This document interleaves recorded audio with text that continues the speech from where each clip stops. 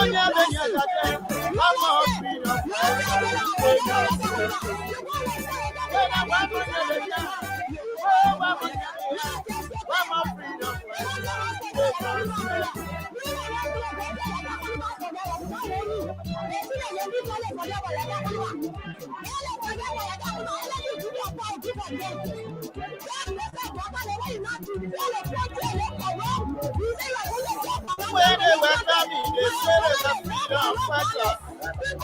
they were coming, they said they were liberated. When they came, yes, what kind of people? What kind of people? Freedom, whether you pray, freedom. Freedom, whether you feel freedom. Freedom, whether you destroy now.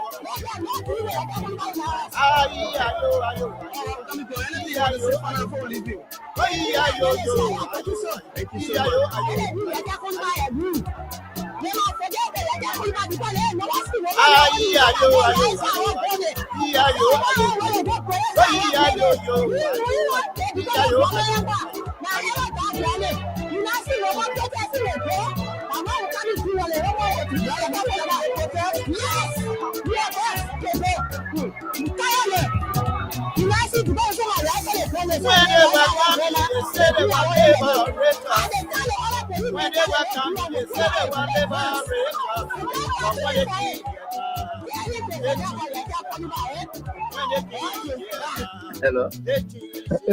Yeah, What kind of people? My son, you made mistake. What's that?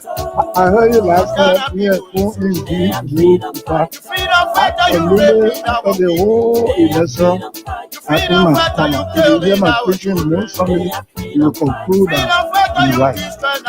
Will you rescue as a the workers are really answer my phone, don't put me up, they don't let me down, they don't even have time. I don't talk because God knows why it's happening. Everything I will accept it because our son who is vice president to him from Mimba, the Mimba people will not understand if I start hating on workers. They send us for the type of workers. When we are good, the Senate is comprehensive report of the funding and the type of Supreme Court ruling and the amnesty law and everything and the position statement for those commissioners who decided from Budget. And then the way forward is a forward discussion. Then when Brother come now, he is received by coming there, by the Gilon there, don't be there. And you now where you just thinking, how can I wait, but how can I wait? You want to go after people?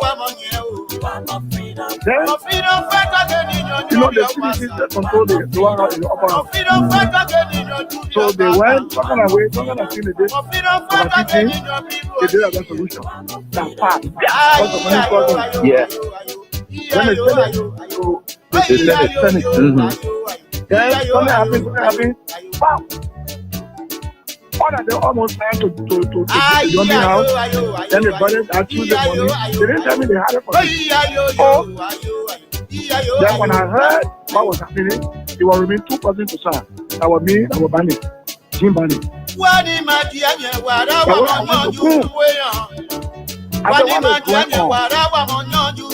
You were here when we were talking about, and you were here with our other blessings. And we said that you could all documents. Legal document. Then Brother benefited from the Senate decision by the Supreme Court to be involved in the electronic You're right. He benefited. The other telling about God for 12 years now, he now says it now, the clinic can think for the other women, and he wants to see what that's going to be. So what is wrong with Ekun? Ekun said, well, what I will do for you to help you with prayer, that part has been good for prayer. They were from who offered my own son offered that I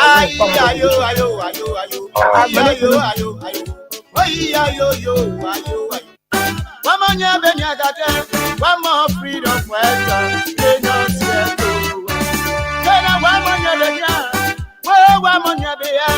One more freedom fighter. Oh, yes, indeed. Liberians, what a great day. What an exciting opportunity it feels. And of course, a great moment to be here behind these microphones. To engage as always on the issues that matter to Liberia's growth and development. A beautiful Wednesday morning from the nation's capital in Monrovia. What a pleasant way we'd like to welcome all of you folks, just wherever you are this morning, by whatever means you're monitoring and following the biggest radio platform in Liberia, Freedom 87.9, the People's Station, where we discuss the issues that matter most without fear nor favor. We call spade a spade, and it's always good to have you join us. Good morning, good morning. Good morning to our friends in the diaspora. Good morning to those of you who do not like the things we say, the way we say the things we say. It's always good to have you join us. And yes, indeed, there are too many things to talk about. Lots of things happening in the country. Somebody said the noise has returned. The noise has returned up Capitol Hill. And of course, it has promised, it has so far appeared to be a signal of real dramas up Capitol Hill. You know, we've always tried to dodge sometimes when you hear some things in the air and people are talking about it, we are not talking about it yet. Just know we are trying our best to get all our pieces together before we can say a thing or two before the official resumption of the third sitting of the 55th legislature. We have been hearing rumor and gossips about potential removal fight at the level of the House of Representatives, where it is rumored that the Speaker and his deputy seems to be having a kind of sour relationship. One version of the conversation has it that the Speaker is plotting to remove the Deputy Speaker on grounds that the Deputy Speaker actions are seemingly usurping his function and exerting himself more. Another angle of the debate has it that the Deputy Speaker has grounded himself very well with the office of the President and the Executive Mansion, and is enjoying a bit of endorsement to launch an insurgence against the Speaker. And these are the mix of issues that we're hearing from the level of the House of Representatives as it embarks on its new section. Folks, these debates are in the corridors, and we are still investigating and authenticating some of these before we can have a full-fledged conversations about anything relative to a power struggle up Capitol Hill this time. So yesterday we witnessed the first official, so to speak, a session of the House of Representatives. And of course, yesterday was also the opening session for the Senate, and there were speeches and statements made, which we found very, very interesting. And I took very serious interest in a statement made by Sino County Senator Creighton Duncan, who has of late been very loud and vocal on some issues as he projects himself for president in 2029. We're getting there. We have a country where everybody feel like they want to be president. Everybody wants to be president. It's a serious trouble. But this is where we are. So the focus is on the presidency more than it's on the people as we see it. But our job is to talk it and, of course, explain it for you to understand So yeah, Creighton Duncan spoke very profoundly, and I think it's important that we highlight what he said. Then we come down to the House of Representatives. It is the Honorable House of Representatives. It is not the lower house. Do not call it the lower house. Call it the Honorable House of Representatives. You may have some dishonorable elements within the House, but it still remains the Honorable House of Representatives of the Republic of Liberia. Oh yes, indeed. For some, this is going to be maybe the first time, but we are poised to witness what many will say a dictatorial speaker, a speaker flexing dictatorial muscles, just beating about rudeness, and telling his friends and colleagues that if you think you rule, I rule by you. I'm a Bananve man. I'm a rule man from Bananve. You see my face? You not see my face? I rule man. What have we gotten ourselves into? What kind of government is this? The speaker, the third man in the Republic of Liberia, on national and international wires, televisions, and all that. Just beat. I'm a rule man. Me, I'm a rule man. I'm a rule man. From regime speaker to rule speaker. I mean, so the speaker carries the award 2025. The most rude man. I say the rude man. I'm a rude speaker. If you think you rule, I'm a rude man. Okay, the UP regime will unveil all kinds of things for us. But folks, Liberians. So to demonstrate that, the speaker was seen in what many pundits had described as a very dictatorial and assertive mood as he kicked out lawmakers. That culminated into a fierce internal exchanges within their legislative or representative chat rooms, verbal insults, and all of that. What do you expect from this legislature, particularly this House of Representatives? With what we saw on display yesterday from the speaker, Richard Nangbe-Kun, what should Liberians prepare for? Richard Kun is determined to ensure that no lawmaker comes outside and speak their minds or criticize. If you try it, Richard Kun and how do you call the other picking from Bon County, for the formula, these are the pharaohs of our House of Representatives. When you try to go for your neck. Folks, we'll talk about these, and of course, this garbage situation in the city and across Liberia. We've spoken about it. So sometimes, as part of what we do, is to go across and also hear from those responsible. What are the challenges? What are the issues? So we will be joined by Mr. Vanny Dix. Is the public communication manager there at the Monrovia City Government to talk to us. And remember, if you have not seen, there's a public notice from the city government that you all should paint your building before sometime in December. Vanny will tell us exactly when are the deadlines. So you got to give your buildings facelift. Monrovia need to look sparkling, bright and clean. So say the city government of Liberia, of Monrovia.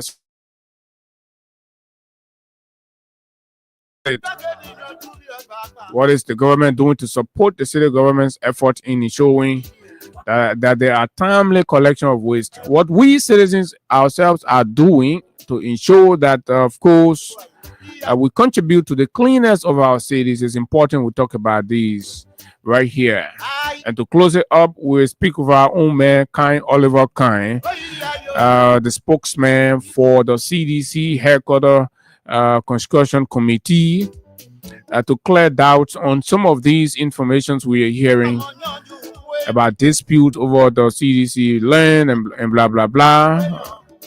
Because I want us to hear from the horse's mouth, so we'll talk to Oliver Kine. Yes, our place is surprised, and of course, call to Khan this morning Yeah, when you're a big man, you're in big position. You should get ready all of the time. Your phone should be on. Yes, I know these are false and propaganda. Yesterday, like I told you, but it's important that you hear from the committee. The shipping size of the conversation for you this morning, and folks, star 255 star 1 hash, star 255 star 1 hash is the code to make money right here on the show, because at 9 o'clock we're going to be having conversations about the ANC.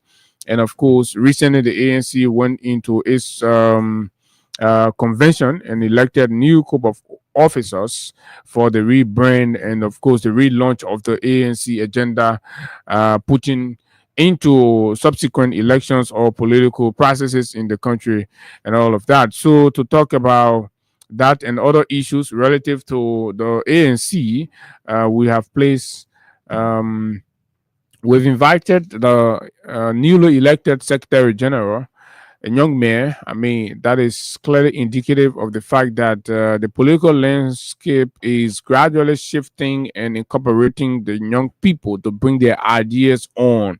So, yes, Desmond UJ will be our guest here at, of course, 9 a.m. this morning to talk all things Alternative National Congress and, of course, Mr. Alexander Cummings and their chances and what else do they bring on the table. How is the new look ANC appears or seem different from the ANC of 2023 and prior? So these are going to be very intriguing discourses that you don't want to miss right here on the nation's PKS breakfast platform, the Freedom Morning Rise. Higa, good morning. Welcome. Good morning to you, Abu, and good morning to Liberians following us. It's good to be right back here this morning on another edition of the program, the Freedom Morning Rise. It's quite unfortunate that I don't know, nature somehow broke on this morning, but it's okay. Health wise, Okay. yeah. So, but we will be here. We'll manage to do what we can do today and see what the hours after will be like. I'm grateful to God for the gift of life, and together we can talk the talk and let our country be transformed. Too many things. Apparently, you failed to mention that the Ministry of Public Works is trying to prevent development in our country. Underscoring the fact that when you are not supporting them or you are not in their line, it means you cannot undertake any meaningful development projects in our country. Even though the government itself is unable to start any signature project since its inception, but now the government is preventing people who are able to contribute to the growth and progress of the country. The government is stopping them. But these, plus many others, to form a part of our line of conversation here this morning. So a lot of things actually have been happening in the country. Even on yesterday, by the way, the World Bank has issued its its report 2025 is out. I'm sure we're going to look at it tomorrow, and it is not healthy for the government. They are very damning indication or indicators on the poor management of the economy and, of course, the political atmosphere in the country under this government.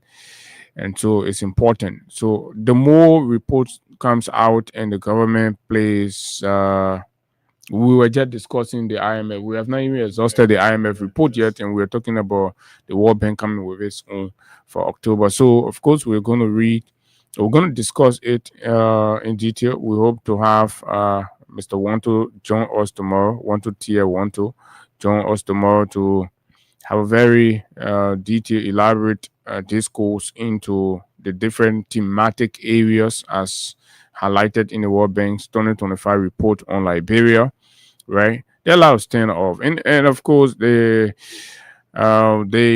president on yesterday, we're told vetoed 11 proposals, right?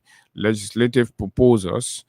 And that action did not go down well with Senator Yan Toyen from Nimba County, and also the Liberian House of Representatives is reviewing a proposal to back up for all of the chief of staffs, 15,000 the ceiling. So each of them, they should buy them 15,000 car. So while the lawmakers themselves are writing 45 to 50,000 car, they are saying each of their COS should ride 15,000 cars. So if you add the 15,000 to the 45 or 50,000, let's say 45, right?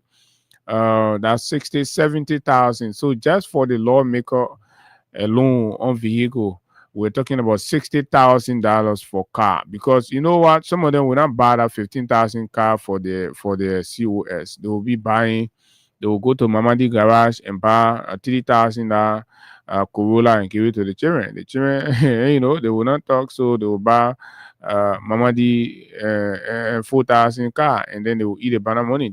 I mean, we know these things, right? But they will put in the budget to say they want 15,000. I mean, I think 15,000 is unreasonable. Looking at what we are going through, yes, we do not detect, we do not oppose having mobility for COS and directors of different departments in the legislature. We need the legislature to be functioning at its full capacity. But again, you can't take a whooping 15,000. You see, if you have a country where people in leadership prioritize luxury over service, this is what you get: luxury over service, right?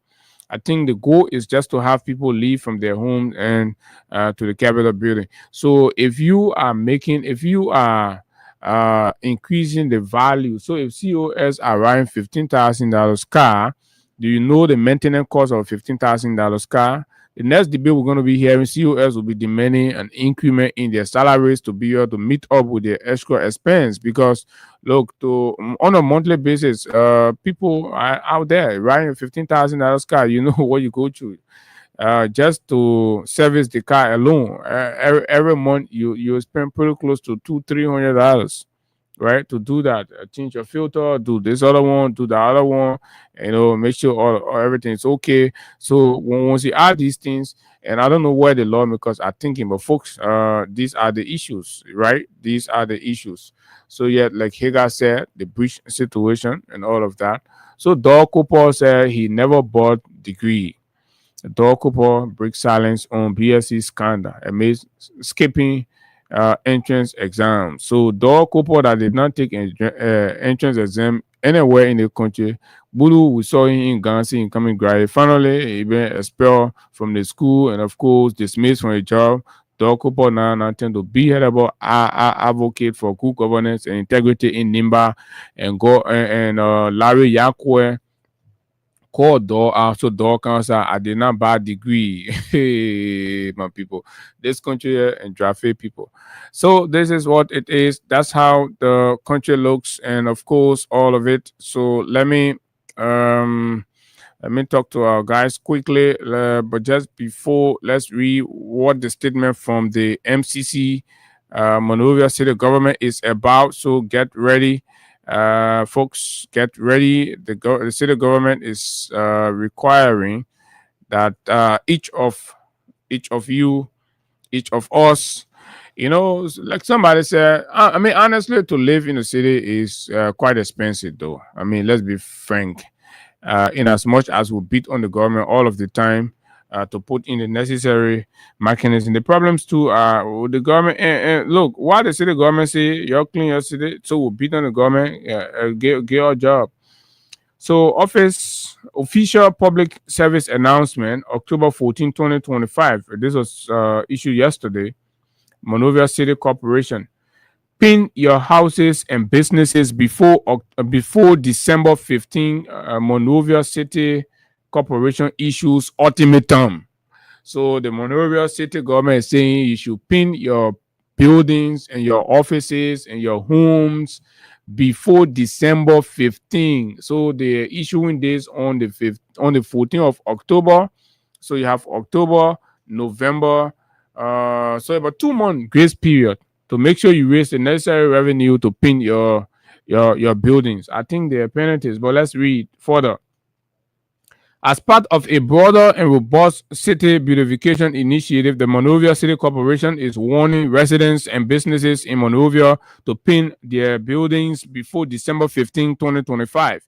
The directive is in accordance with City Ordinance Number 1, Section 6, which aims to maintain and improve the city's appearance and to further ensure that residents have pride in where they live, while at the same time giving the city a befitting look ahead of the Christmas festivities. City Ordinance 1.6 states owners of leases, residents, commercial houses, and factories of all types and descriptions are required to paint the exterior of their property by December 15 and every 12 months thereafter. Among other things, and in furtherance of City Ordinance Number 1, Section 4 and 5, the Monrovia City Corporation is calling on occupants, whether owner or lessee, of residents, commercial houses, and factories of all types, religious and all civic buildings, to clean around and in front of their premises up to the sidewalks at all times. Cleaning shall include the trimming of all hedges and trees and cutting of grass on their property. A special task force, I think this is the interesting part. So, folks, you got to listen. A special task force from the Monrovia City government will be dispatched across the city to enforce this mandate without fear or favor. And I like that. So that how we can be dealing out here without fear no favor. So you see, without fear no favor, everybody taking in. The deadline for compliance is December 15, 2025, and the MCC strongly warns that non-compliance to this circular will result in a non-negotiable fine of US $150. So the MCC says if you fail to do this, so maybe you spend less than $150 in your house, or in which case, or maybe more, depending, right, or your lay shop and things. The MCC say, irrespective, once you fail to do this, the tax force will be there. They will fine you $150 for violating the city ordinance 1.6, right? Meanwhile, the MCC is warning those in the habit of re-erecting makeshift structures to desist from the act, noting it undermines the effort of the government to deploy to develop and transform the country. Additionally, the MCC warns of slapping fines on owners of abandoned vehicles along the streets of Monrovia. The city government would like to emphasize in emphatic terms that this announcement applies to residential, commercial, and public structures, and the deadline for compliance is December 15, 2025, signed Department of Press and Public Affairs.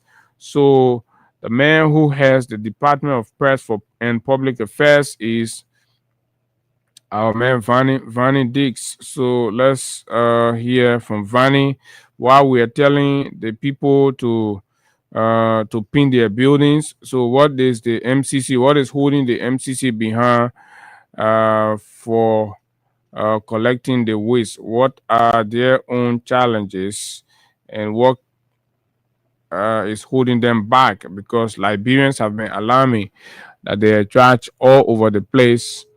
And so what are the effort?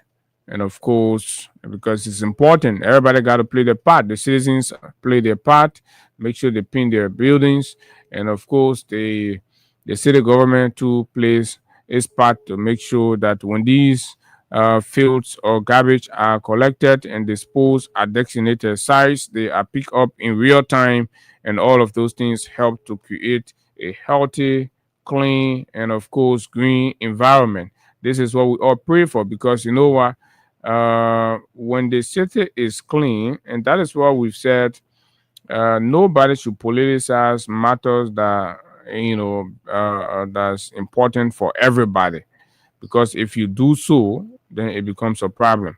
So since Vani is okay, so Vani is calling us back. Vani, good morning. We just read the public service announcement in regards to the MCC ordering residents of Monrovia to paint the exterior of their properties and ensure that they clean the front and around their properties from now to December. Talk to us about this. Is it something that you always do routinely, or you want to begin enforcement of the city ordinance 1.6? A very good morning, Abu Sharif, and thank you so much for having me on your platform this morning. And let me say good morning to everyone following the broadcast. The information that has been published, the announcement, is in accordance with City Ordinance Section 1, the City Ordinance 1, Section 6, 1.6. It is actually a routine exercise that is conducted by the city government. It is intended to ensure that we give the city a befitting look, especially as we get towards the Christmas festivities. So it is a regular exercise where we release this announcement calling on residents and owners of commercial buildings as well as public buildings as well to be painted before the 15th of December 2025. So that's the ultimatum that has been issued from the city government. Okay, fair enough. And failure to comply, you also said there will be $150 fine. Is that the requirement of the law? Yeah, that is what is stipulated within the city ordinance, that those who will be putting up any non-compliance posture, they will be slapped with a fine of USD 150. So we are calling on, it is not something that we take pride in to say we want people to sit down because we people take pride in the place that they live. It is expected that you take pride in the environment in which you live. So this is one reason why the forefathers who crafted this ordinance thought it very important to make sure that we can have a time where we come together to have the buildings in our cities, in our city painted. Many times you have Liberians frowning on the fact that buildings are not painted. The place looks like a city that is just from war. So this is part of the enforcement exercise to ensure that we can have a renewed look across the city of Monrovia. So we are just encouraging Liberians, owners of buildings, public buildings as well, to have those facilities painted before the 15th of December 2025. I know you spoke about a task force that's been set up, but I'm interested in how do we ensure compliance before people are even, up for fining and all of those things. So how effective is the city government going to ensure that they move to people, constructively engage them, and to ensure compliance to these ordinances? So just to take you a step backward, this is not the first time that we are doing this. The Liberian people, residents within Monrovia, are very cognizant that this is a routine exercise that is conducted every December. So what we are doing as part of the sit back and relax and say, oh, the people are already aware that routine, or you're going to make some effort to ensure that you move from place to place, encouraging people and of course creating awareness? I was in flight. So the first aspect that we are doing is the awareness phase. I was in flight. The first aspect that we are doing is the awareness phase. We have an announcement that has been published on the official MCC Facebook page. On yesterday, we also sent this very announcement to the front page African newspaper. We also sent similar announcement to the Inquirer newspaper. We have also dispatched this announcement to the State Radio ELBC. The announcement has been dispatched to Prime FM as well and OKFM for airing. So in furtherance of that, we are going to have the why have you not sent it to Freedom FM as well? Well, it is based on the available funding, and it was not any negative reason for which. When it comes to Freedom FM, is that available funding business, right? Freedom will actually be. There are a number of other initiatives. There are a number of other things that we are undertaking. Promise me you'll bring it today. You got to find out funding and bring it today. Well, I can't be definite to that. We'll have to speak with finance on this to see if we can spread our tentacles to Freedom and a few other radio stations. But you can rest assured that there. Okay. The business component there. So, stations across the city. But back to the cogent issues, my dear friend, is that we are calling on Liberians to have, calling on residents of Monrovia to have their facilities painted before the 15th of December 2025. Okay, well said. So lastly, let's talk about some of the constraints, because Liberians have been speaking out and voicing their concerns about the presence of waste across the various trees, and of course, waste are taking more than the due time at disposal site, and they don't see any timely effort on the part of the city government. Let's be fair. What is it that's actually hampering the city government's efficiency in removing this waste in real time? Thank you. To the point, the most significant and biggest challenge is very profound. We got some real network issue here. Okay. Major challenge handling across Monrovia. Were you to do your personal research with cities in Africa, especially the vibrant ones that are thriving, you will come to a full realization that the budgetary allocation that is received by the city government of Monrovia is very infinitesimal when compared to other cities in Africa. We don't want to talk about 100+ million US dollars. The city government receives budgetary allocation of $4 million US dollars from national government, sometimes $3 million from national government.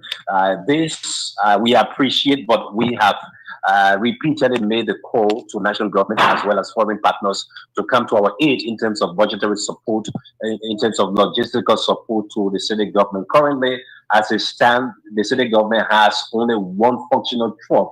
We are receiving support or budget. Okay. Trucks and receive currently. We are also making some appeal to the government. Currently, we have presented a budget in the tune of 3.5 million to national government, hoping that it will complement the existing one that we are receiving from national government to make sure that we can handle waste across Monrovia. As it stands, you have a number of things ranging from acquiring PPEs to the issue about logistics in terms of trucks. So your problem is actually logistical and financial constraints, and it is not a capacity issue in terms of your ability to do the job. No, the MCC is not faced with human resource capacity deficit. No, that is not the constraint that we are faced with. The constraint that the MCC is confronted with has got to do with limited funding. And we have repeatedly made a clarion call to the Liberian people that the MCC is in need of budgetary support. I was just in a conversation with the DG for environmental health and sanitation, and he made me to understand that this month we spend $12,000 just on fuel. Just on fuel to take waste across the city. Just on fuel, we spend like 12 to 13,000 United States dollars. So when you talk about maintaining the I'm coming. Lastly, we're pressed with time. We got to cover a lot of issues. So, how can residents in Monrovia lend an assistance to your core for increase budgetary and financial support? In what way can it be of help? And the media as well, not just the citizens. And the media have got a critical role.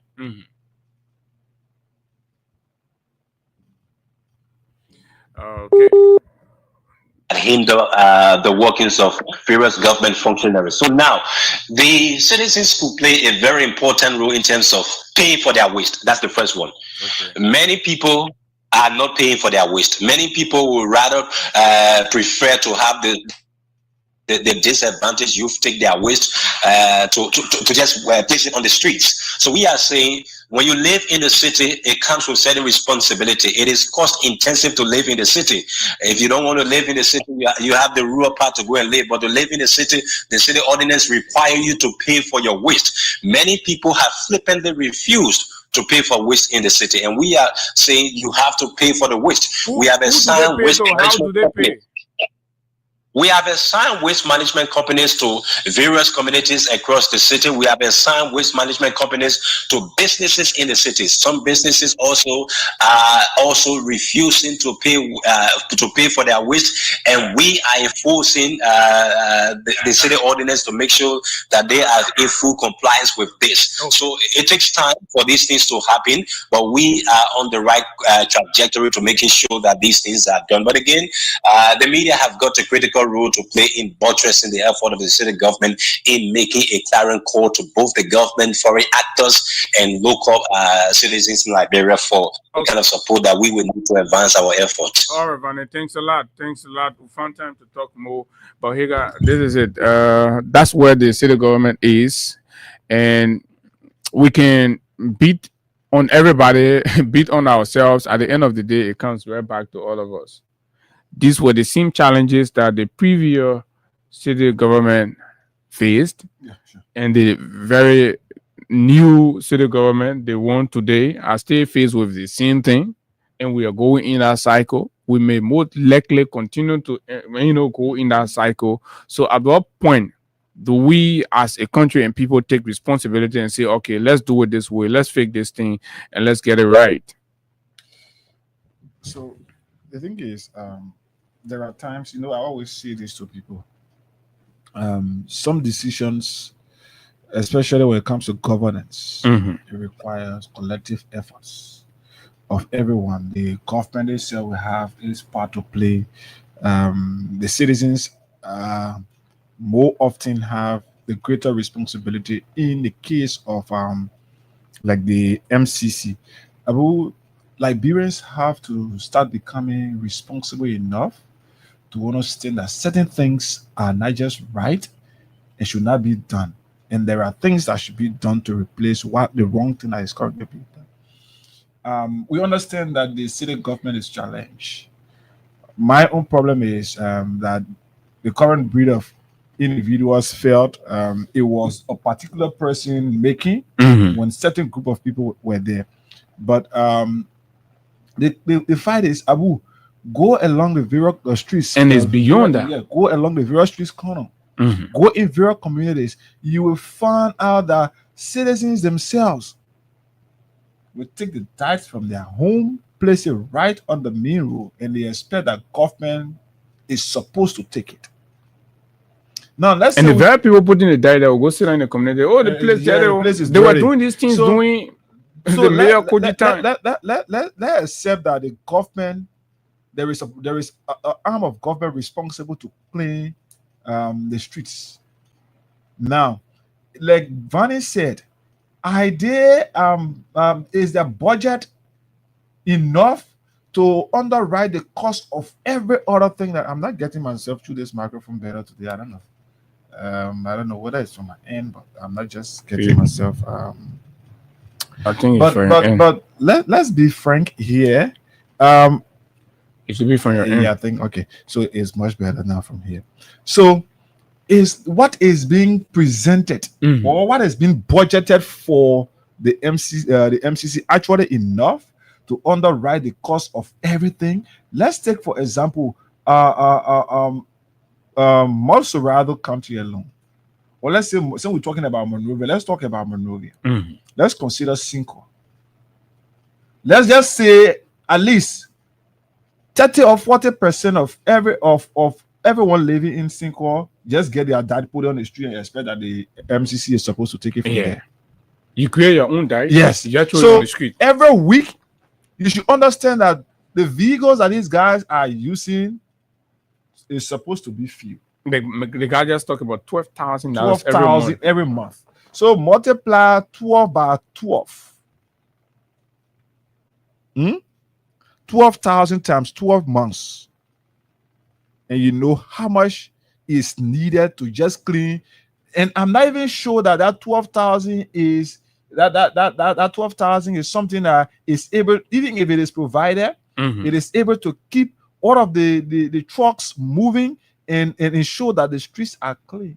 Because Abu, in some community, go there today. Like let's look at the commercial hub of Red Light. Go Red Light today, clean Red Light today, and go back there this evening. This morning, go there and clean that place and go back there this evening. That pins you people there, but that pins you people, they don't see you. So even yes.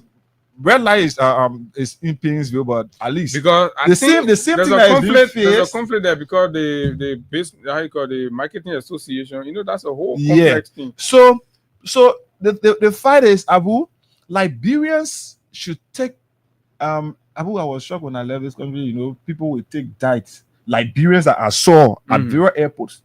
They will take the diet in their hand, they hold it, they have to walk to trash can to dump it in the trash. But when they come to Liberia, they can sit in a tight set, eat the egg, throw the diet on the road, drink the water, throw the diet on the road. Why when we go out there, we portray ourselves to be saving lives and a responsible group of people, helping others out there to make their country clean, but we are here leading the charge to spoil our country or make our country dirty, and we are the very same people who will take to social media, go do pictorial of dice, post it on the internet. The war out, people out there look at Liberia to be a dirty country. Who is making Liberia dirty? The very citizens. The very citizens.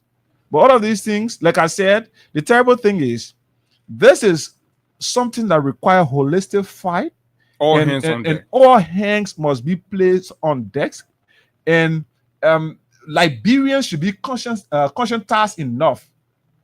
Who is supposed to lead that charge? Whether you are in the opposition, make Liberians to know today that when you put diet in the street, it is wrong. When you give diet to disadvantaged youth and they go to take it and place it right on the street, it is wrong. You don't even know that the diet that is being placed on the street is one of the real reasons why our quota don't even stay long. The roads that they face for other go Red Light now. The road that they face that I already spent a year. Go and see how that road. That's correct. The roads are busting. So we can talk about these, and of course, these are citizens' responsibility to the country, the community, and of course, we all got to play now. As much as we beat on government every day because they have their social responsibility, but the small one we got to do to make sure and make these things easier, we also have to do it. And as the media, we beat on everybody.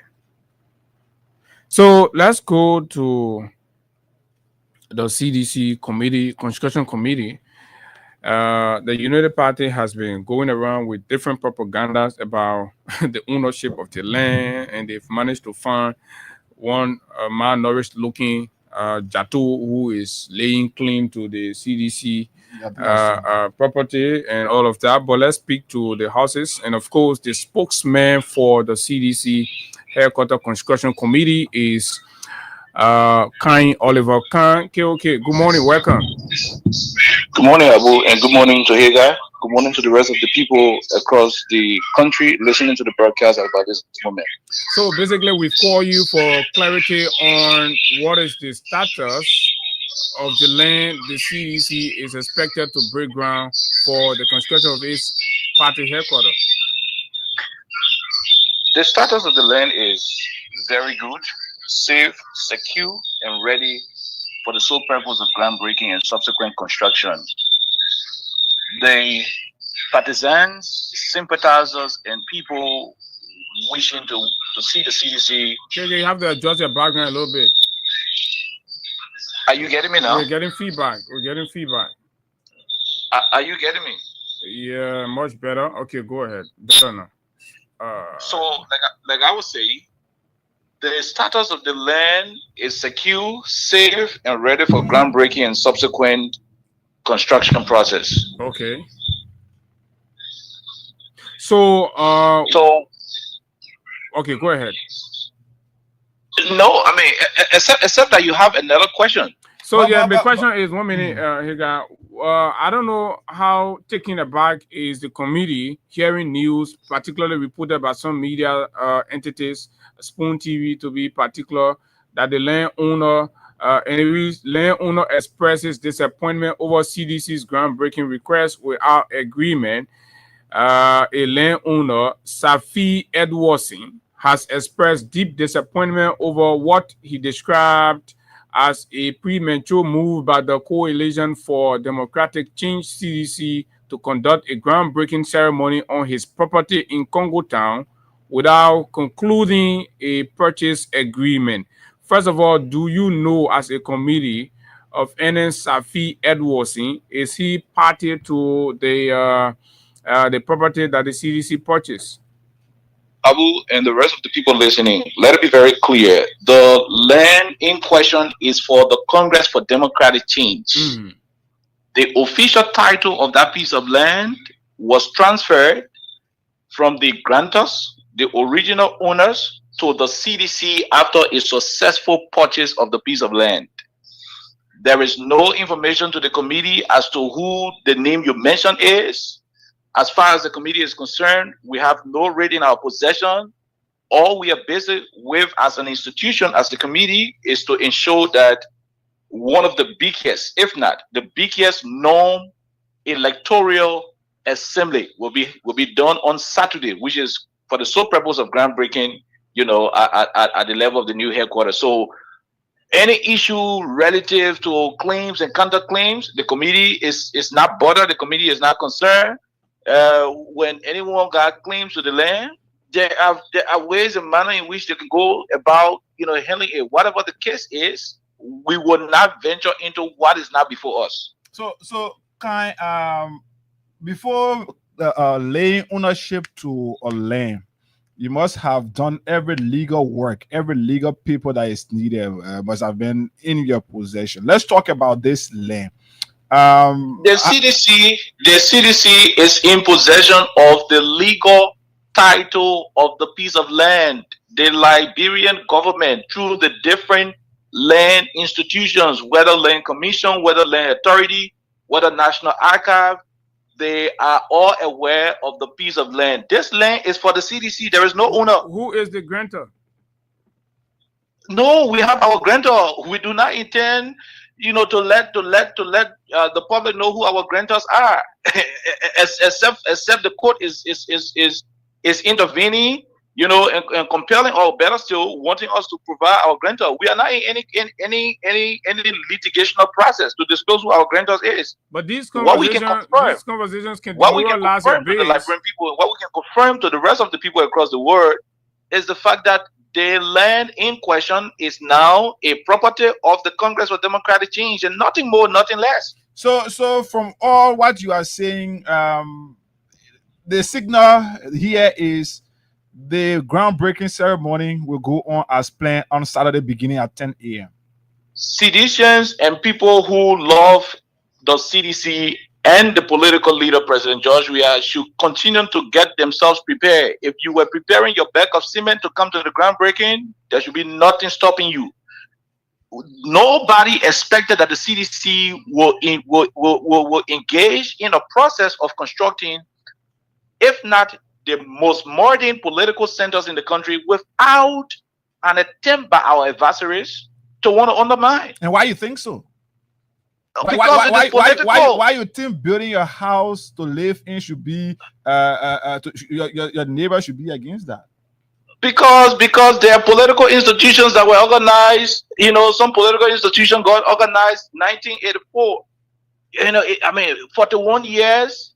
They are yet to think about breaking ground for their own headquarters. Do you think with their grip on national power, national covers, and everything, you think they will be happy to have you, a 20-year-old party, breaking ground for the construction of a modern headquarters in record time? There's going to be some political manipulation. And what are you doing to debunk these? Don't be surprised if somebody from the system call you and say, hey, I come for one piece of paper. Go and pretend to be the owner of the CDC property so that the groundbreaking will not happen, because when it happens, will be shame. Or you think that is not possible? And so, what are you doing as a committee? And what are you doing? If any citizen had ever thought you were coming, if any citizen had ever thought that this headquarters will be built without your adversaries, your opponents, trying to attempt to subvert it, then you got to be joking. This is a political process, and you will keep having these things, coming up. But rest assured, what you need to know is that this land was purchased legally from the legitimate owners. The CDC is the legitimate owner of the property. That's what citizens and those listening, should get this morning from the conversation. Okay, so but that is understood. But these conversations have got the propensity to derail the morale and, of course, the zest of your support base in terms and of that is the reason why you are calling me. And that's the reason why we've been responding to several calls from different radio stations. Okay, and that's what I wanted to know because. And that's what I wanted to know, because if these propaganda continue to go unaddressed and not sufficiently dealt with, they have got the propensity to undermine the turnout. Are you troubled by that? That's why Freedom Radio, one of the biggest networks in this country, is currently having the spokesperson on the line. We're encouraging everyone, if you were watching your old CDC t-shirt for the program on Saturday, put more Omo and Tasso in it so that it will shine. If you were dusting your boots for the program on Saturday, put enough Nokia on it and wash it. There is nothing, absolute nothing, will prevent the groundbreaking from happening. We're not saying it because we are defiant. We are saying it because we are the legitimate owners of the property. Our grantors, in fact, our grantor is currently looking for the guy who is masquerading to have him sue. Our grantors are looking for the guy to have him sue because they are trying to put the integrity of our grantor on the line, and we're not going to do that. And who do you think could be behind this? Who do you think is the major rival to the CDC in this country? I don't know. So they know themselves. But one thing we can assure the Liberian people, as a committee, who are you suspecting? No, we will not be in the business of suspecting people who are irresponsible enough to have handled a simple thing like headquarters for the past 41 years and would jump. Has decided to do what a 41-year-old institution could not do after almost 18 years of being in national leadership. Now, but the point here is very simple and clear. The groundbreaking ceremony will go on as planned. We will construct the headquarters in record time, and the Liberian people, particularly the citizens, will have somewhere to call their home. I mean, this is not surprising to us. When we embark on the process of having this construction, we knew there will be some subversive elements. We knew there will be some individuals from the other side who will want to attempt to do stuff. And so citizens should stop being in the mood of panicking every time. Stop being fragile. You are in opposition. You are no longer in power. Those with the power, those with the money will continue to do all of what they want to do to delay you, to distract you, to discourage you. Okay. You got to be strong. You got to listen to your leaders. And we are saying to you this morning that no matter the situation, your headquarters is secure. The only owner of the property is CDC. No citizen should be saying the property owner is saying this. No, the owner of the property is CDC. If CDC is not saying anything, don't listen to anything somebody else saying. Okay, this is Oliver Kine, and of course, you can be assured that 2030, this country will not be the same. These are voices that will be championing the cause and, of course, making sure that the people revolution is secure. Kine, thanks a lot for joining us this morning. Thank you, Abu, and thank you to the rest of the people for following. I'm sure you wanted to say come October 18. Yes, come October 18. So we'll end that one for him. Get ready, get prepared, and I know Kine can do the job, right? And you all know so. This is authoritative communication. Lame dog communicators here doing hangy-pangy and could not provide substantive debunks to propagandas, and we all ended up the way we did. We need to find competent, qualified individuals to do the task. And this is how the new CDC going to look like. This is how going forward. This is how things are going to be like. So the base is mobilized. The base is assured. So just wherever you are, Grand G there, Sano, Maryland, Riverside, Grand Crew, put on your CDC song. You know what? Saturday is a National CDC Day. We are declaring that. Freedom FM, we're telling you, wear your t-shirts. Nobody can do a jing thing tie your lapels. If you don't have lapel, right, find your OO t-shirt. The OO. Let this country be blue. Because you know what? The native people, the country people, are more than any other group of people in the country. Amongst the shirts I'm seeing being printed, the white dominating. The white. Yeah, but blue writing on it. Just make sure blue there. So the best swag would be the white shirt and the blue cap. No, but let's talk about this, man. This is childish on the part of the government, right? Abu, you have to understand all of these tactics. You have to understand. Well, I know, I told you yesterday that it was a clear propaganda. And the good thing about you that I like is you've clearly said to me, you not get no future interest in whether politics or not. Yeah, you not get interest in politics. But the thing is, in politics, Abu, you have to be on the alert. For me, I saw this, I read the communication. But let me say this to you. The face that was sent forth doesn't even represent the communication. So I knew that was a strategy. Abu, if you rather do fast funding, if you check behind that person picture they posting, that's somebody that died long before.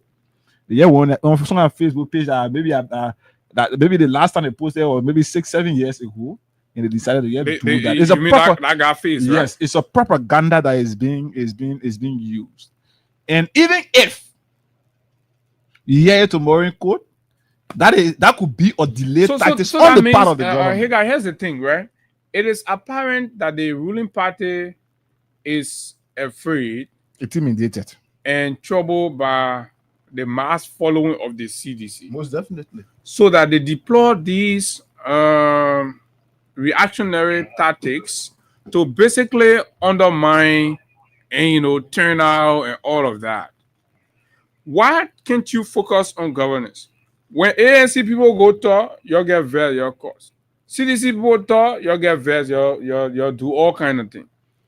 CMC people go build bridge for the poor people, you'll say they should stop it. So this Mapolu County, you'll stop it. So Bond County, you are attempting to stop a CMC project in Bond County. So what do you want? This is the real, when you want to unmask the real face behind the person, this is what is happening to the Unity Party.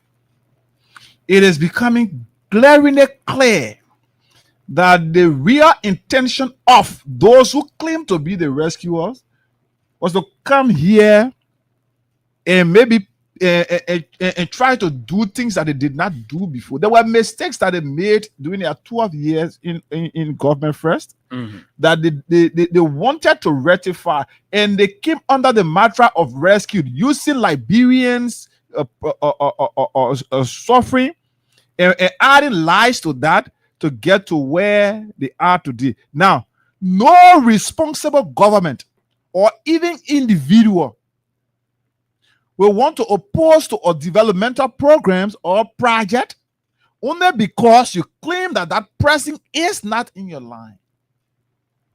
Nobody. The government, it has become clear that this government is unable to undertake any signature project. Wait, that's funny. Yeah. Well, the picture, hey, Lord.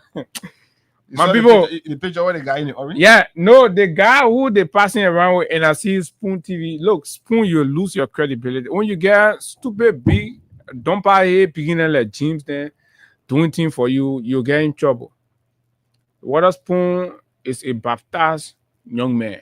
He's beginning to see the light. But you get dumper here, tribalistic, beginning like Jean Goody, who here looking at Central Street dumper, passing around and writing trash on your news, The guy who they son is a notorious Kinju sucker.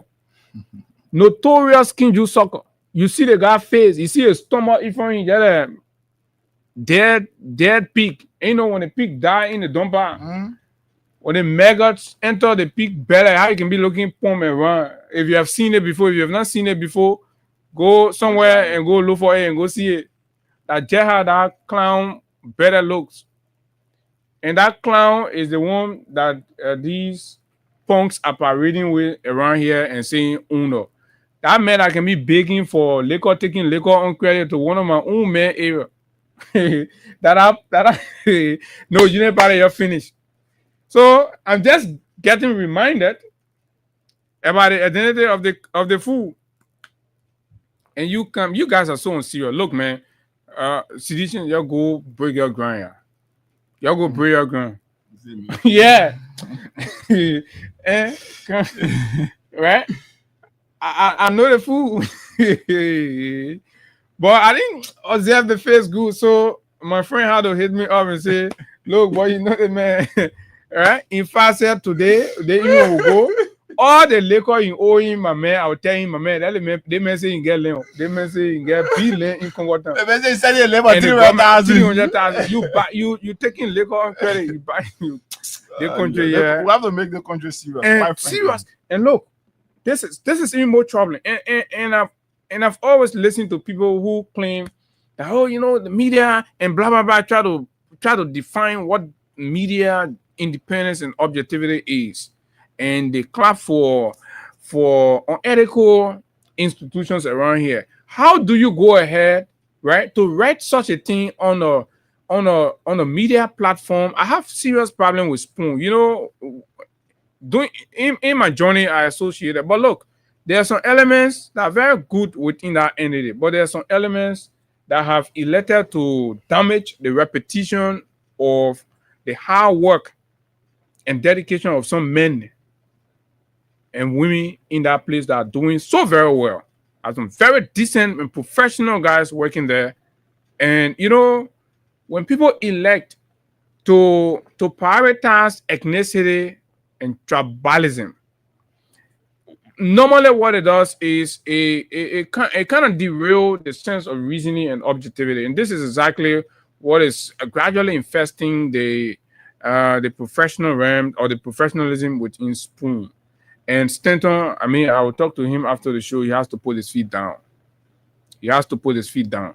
I know you're doing all you can to maintain, but you have to put your feet down because the repetition. How you go take King Juice Soccer and go put the man say the man selling land for 300,000? I can tell you, just I'm not going to call the name of the owner, but I can tell you the guy, as we speak right now, he's still owing the people stout. He's still owing balance stout money. Man, I get lane down. How much they can sell stouts there? I can't kill because I don't know. So yeah, look, so just imagine if somebody can credit stout. Yeah. But stout should be something around 250 or 280. Imagine a human being that can credit 250 liquor. That I won't go open and boss say then look at how they wrote the stories. Just that as soon as see your mail. Your way, I will take that man got picture, I'll pull it up for you to see. But the big thing I'm talking about. But let's take calls, man. You just feel the nonsense that happened since they go like the guys, and I want to again congratulate and say kudos to this guy, to J Ball, to Susan. I didn't see you so gonna record it for J Ball. And Vincent. Now fire for fire now. Nobody gonna take J Ball. And even all the other parties to get in their fire for fire move. You saw ANC men firing. Right, CMC men firing from all Selena. Nobody gonna take that bully. You bully people, you demean people, you attack them, you made them to look less human being, less Liberian. This thing's not gonna work going forward. I spent some of my times yesterday following J-Boy when he went live, and he said too many things. Key amongst them is the fact that you see J-Boy appears presentable. Mm-hmm. J-Boy is well inclined, and he made us to understand that no individual in their sound and right mind will just decide one early morning to just get dressed or take bath and get dressed and just say to insult women or anybody for whatever reason. But he said it happened before, it has happened continuously, and nothing has been done. So apparently, Abu, let's be frank here now. You get one fresh lay picking in the community who is always beating on your child. And whenever he beats on your child, you can't take any action. So that picking will feel like he's outlaw, he's strong, and nothing the family can do to him. So he will just grab your child at any time, beat on that child. But the day it reached to a point where you grab him, take off his trousers, beat his butt, then his family can you take it away you're supposed to take it. That child would never do it because what you have done to him will serve as deterrence. So Right. in this case, let's be frank, no United Party person will just go about insulting anybody in the country, especially from the opposition, whether from the CDC, the ANC, CMC, or whatever political party. That reckless way of behaving, whether you get ready and start insulting, nobody got monopoly over violence, nobody got monopoly over insults. The fact is, nobody can go to school to learn insult. I agree. But when you decide, when certain group of people decide to be professional and peaceful, and a friend from the CDC said, the time that CDC had to maintain the peace, in a sense, January 22nd, 2024, Now the responsibility to maintain the peace of our country is now resting upon the Unity Party under Boakai. That's why you saw before there were things that Unity Party did, not that they had monopoly over them, but the CDC as government in charge was responsible to maintain the peace. So we could use all of this persuasive method to talk to CDCians because the greater responsibility of maintaining the peace was upon them. But in this case, what if the guys say they are ready to go for fire? Anyone you bring. Fire. So continue to play your cash giveaway. We have bagel rice, of course, and of course, cash price *255 *1 hash. The more you play, the better chances are to win. So let's take calls, right? Let's take calls on these talking points. Our guest is already here in the building. Right after here, we're going to be having conversation about the Alternative National Congress, and we are open to everybody. Come and tell us. We'll be launching the Freedom Money Rise youth, a political party youth debate. We'll be launching a series, 1 month series, where youth leaders across all of Liberia's political party will have a chance to debate their respective political party issues. What we're trying to do right now, we want to elevate and redefine what these public conversations should be on national radio. It's going to be good. Give voice to all of. So the future of the country rests in the hands of the young generation. So let's hear their thoughts. Let's hear their respective parties' positions and, of course, policy on addressing Liberia's future. So they're going to debate it among each other. So we'll launch that very soon. The Freedom Money Rise Youth Political Party Youth Debate is coming up. We're working the details, and of course, we'll make it public. Youth leaders, brace yourself, get ready. It's an opportunity. Grab it to come and see what you can see. Let's assess the youth view on what the future of this country should look like and what the future of the country will look like under their respective political institutions. So 0776 104 104 086 500 104 plus 231 86 500 104 are the numbers to call, and you will be live on the show. Let's hear from you. Right here, and at 9 o'clock, Desmond will be in to talk to us. So let's take calls. Just any of the talking points you want to weigh in on. Like we said, on tomorrow we will spend time on the World Bank's report. The report is already out. We'll spend time on the World Bank's report on Liberia 2025. Like we said, it doesn't look too beautiful for the government. That's what we have always called on the government to focus on governance and leadership. You have a mandate to lead. You have a mandate to govern. You have a mandate to fix the problems with the country. That's your mandate. So you have to take upon that and deliver. 0776 104 104 086 500 104 plus 231 86 500 104 are the numbers to call in. Speak now or forever hold your peace, right? How prepared are you? The doubts around the CDC headquarters has been allayed by the spokesman of the construction committee.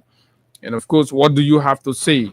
The city government has also announced that, look, you have to take charge of your own waste, contribute, and of course, pay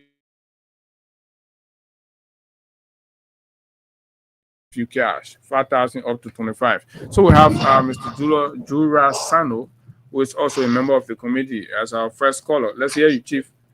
Good morning. Good morning, Abu Sharif, and also good morning, Ega Gonda. So the real name is Gonda, and not Gonda. Okay, like you're the Nimba people, then so go ahead. Okay, fast forward. Let me add to what the spokesman said. Okay. You know, just last week, the UP apologists came and misled the public by saying our land will purchase falls within the construction zone of the overhead bridge. That was lie. Now they are going through some kind of fake human being who has come and say the land for him. It's not issue for us. So we want to assure all our partisans, all our supporters, the committee headed by Councillor Fonati Kofa, a legal luminary, did not just buy the land. We did all what they call in law due diligence, did all the verification, and established that those who sold the land to us are the legitimate owners of the property. The land is deeded in the party's name. All legal requirements pertaining to owning law all have been met. Somebody coming to say the land for him or the land for them is not an issue for us. On the 18th of October 2025, Liberian people, partisans, led by our standard bearer, the former president, His Excellency George Weah, will break ground on that day. Let's come in one number. There will be no distraction. I repeat, when we say we are having rally the last time fundraising in April 2025, they said CDC was broke. We were taking money from our poor partisans. Now they are having the same rally in the name of fundraising. And yeah, they said, I think they said it for December, right? Yeah, that's what I'm saying. We are our own happy April 2025. Several months later, now they have come and say they are having fundraising. But when we did our own, they say we were broke. We're taking money from poor marketers. Now they are doing the same thing. Because we are about to break ground for the first time for an opposition political party, vote of government resources. It's a blow to them. It's a blow to them. Okay. So they want to be all kind of thing. It can't work. Partisans, let me speak the liberal way. You can one by one. On that day, from 10 o'clock until 5 o'clock that day, we are having that peaceful groundbreaking ceremony. And right after Saturday, Monday, 2 days later, real construction starts. I just want to add to what KOK said. This is a message from the committee. This is a message from President Weah. Have a good day, sir. Thank you very much. Thank you very much. so kindly. It's one reason why I had issue with that thing. Yes, so Seditians, you have to be cognizant of the fact that all of these things will happen. It is what it is in our country, especially looking. So I guess, but let me say this.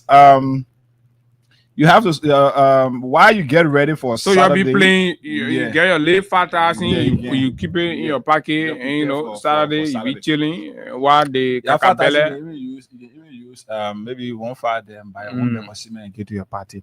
So while we wait to do so, while you're waiting to do your groundbreaking on Saturday, which I've been confirmed again that there is going to go ahead.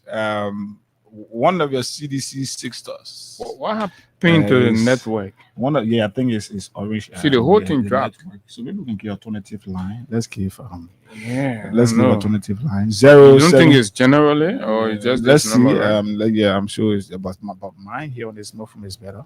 So let's try this. It's back up now. Okay, you see. I don't know what they can be doing. They did the same thing yesterday. Go ahead.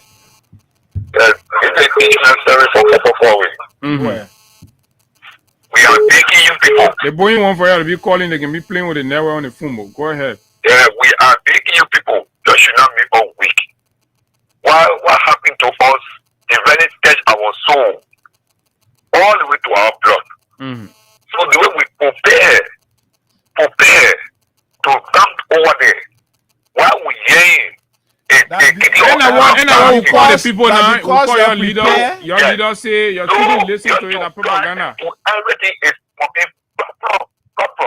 Everything proper. We don't want you don't listen. Your leader. You got that. What cancer? You got to listen to your leaders. Your leader telling you. You can't be listening to the opposition. You went to buy. Where you to buy? Morning. Yeah. Good morning, Abu. Good morning to the co-host. Go ahead. And I call you from around Springfield this morning. You know, Abu, we are always aware that wherever God that it is, Satan always want to carry the spies there. That's what's happening between CDC and the United Party. Okay, so the United Party is Satan? The United Party is the Satan. Okay. And CDC is the God. So y'all gotta sing this song. We don't want to sing Prince of Wales. Say Satan, go, go, go. We don't want to see you, man. Thank you very much, man. I gotta hold you there. Let's take that award. Time is fast spent. Our guest is right here. Good morning. Yeah, good morning, Abu. Good morning. And let me say good morning to your colleagues in Studio Ega. My name is Daniel Saki, and I call you on Joe Committee this morning. Abu, the United Party, me tell you, put again for grace. God have blessed this political party and our political leader George upon man we are. So there's nothing of magic in two. There's no political party opinion. One king you be. For lather and listen to that man voice. And what you said more is true. I said I know the man. No. I will tell the man stomach picture. I'm gonna beat like a poogie. The man won't get it anywhere. The man stomach picture. I will show you. The man is the one is the man who accepted to sell his integrity to the Unity Party so he can do what he do. Yeah, the man will pay Lagos debt. Abu, so big brother Jala Griffith. Yeah, good morning. Yeah. So Abu, this while we get prepared for Saturday. Why CDCians out there get prepared for Saturday, you can support your CDC family who are doing the t-shirt sales and printing. So if you want the groundbreaking t-shirt, it is being sold. You can call any of these numbers 0775 925 644 0775 925 644 on WhatsApp, or maybe you can call on 0880 465 100 0880 465 100. Yeah, call any of these numbers. Just say, oh, Hager asked me to come here and they will give you discount. You can go there, purchase your groundbreaking t-shirt, be fully unified so you can hear them. We move on to another one. What got to happen is the opposition political party, you can have all your issue, but you just hold together and just collectively confront, because what the people, you can't be attacking every other person. When the other people won't do the one, you go simple, you cause the other people won't do the one, you go simple, you do the other won't do the one. So what kind of country is this? Continue to play. Good morning. Good morning.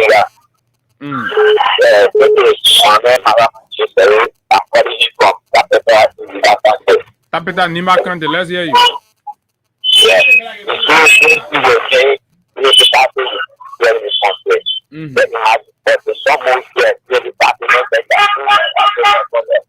Mama, say that you can put a speaker outside in Tapeta. You see, they get one guy that can put a speaker outside in the morning. No, I want on my friend. Oh, okay. Tell the man to increase the volume, yeah?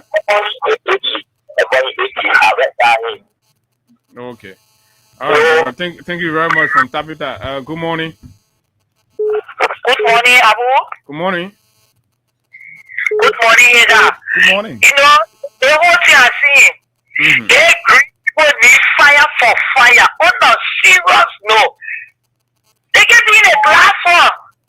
They tell we were responsible to hold peace after has passed.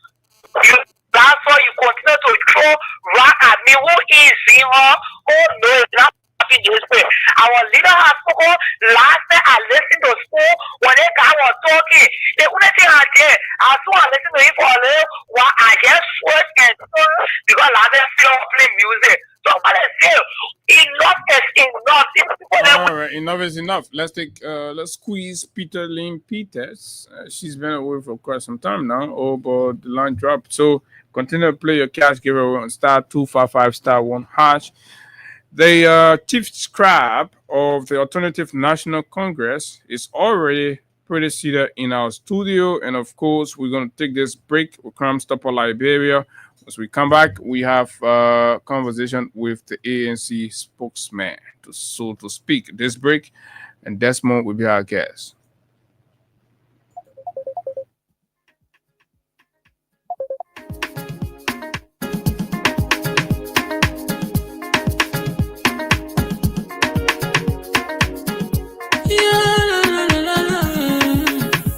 Shama musical. There are crimes in many places. In every community, you can see. So if you see crime, report it. Don't take law in your hands for the real authority. That it can't take care of it. Crime Stopper here for us. Bringing safety to your door. Whether you rich or you poor. If you see a you must talk it. I mean you cheche. You wait for your safety. If you see it, don't keep it. You must call to report it. Crime Stopper, the people bringing safety to your door. Crime Stopper, stopping crime and making peace for them before. Crime Stopper, Liberia, from the center to interior. Crime Stopper, keeping us safe, they're stopping crimes for all of us. Crime Stopper, the people bringing safety to your door. Crime Stopper, stopping crime and making peace for them before. Crime Stopper, Liberia. From the center to interior, Crime Stopper, keeping us safe, they're stopping crimes for all of us. Crime Stopper Liberia is your community crime fighting partner. Don't take the law into your own hands. Remember, if you see a crime, report it. This is a message from your own self, Old Man Sam Cyan. Crime Stopper, the people bringing safety to your door. Crime Stopper, stopping crime and making peace for them before. Crime Stopper, Liberia, from the center to interior. Crime Stopper, keeping us safe, they're stopping crimes for all of us. Crime Stopper, the people bringing safety to your door. Crime Stopper, stopping crime and making peace for them before. Crime Stopper, Liberia. From the center to interior, Crime Stopper, keeping us safe, they're stopping crimes for all of us. Okay, Crime Stopper Liberia, and of course, fellow Liberians, just wherever you are, a pleasant welcome back to the final lap of the conversation right here on Freedom 87.9, the nation's premier breakfast platform, the Freedom Morning Rush. And of course, as we told you, we have already the Secretary General of the Alternative National Congress, Mr. SG. Good morning, welcome. Good morning, Abu and Hagar. Thank you so much for the invitation. Let me say thank you for the infrastructure here. You're doing pretty well at the Freedom. Thank you to you for everything you're doing.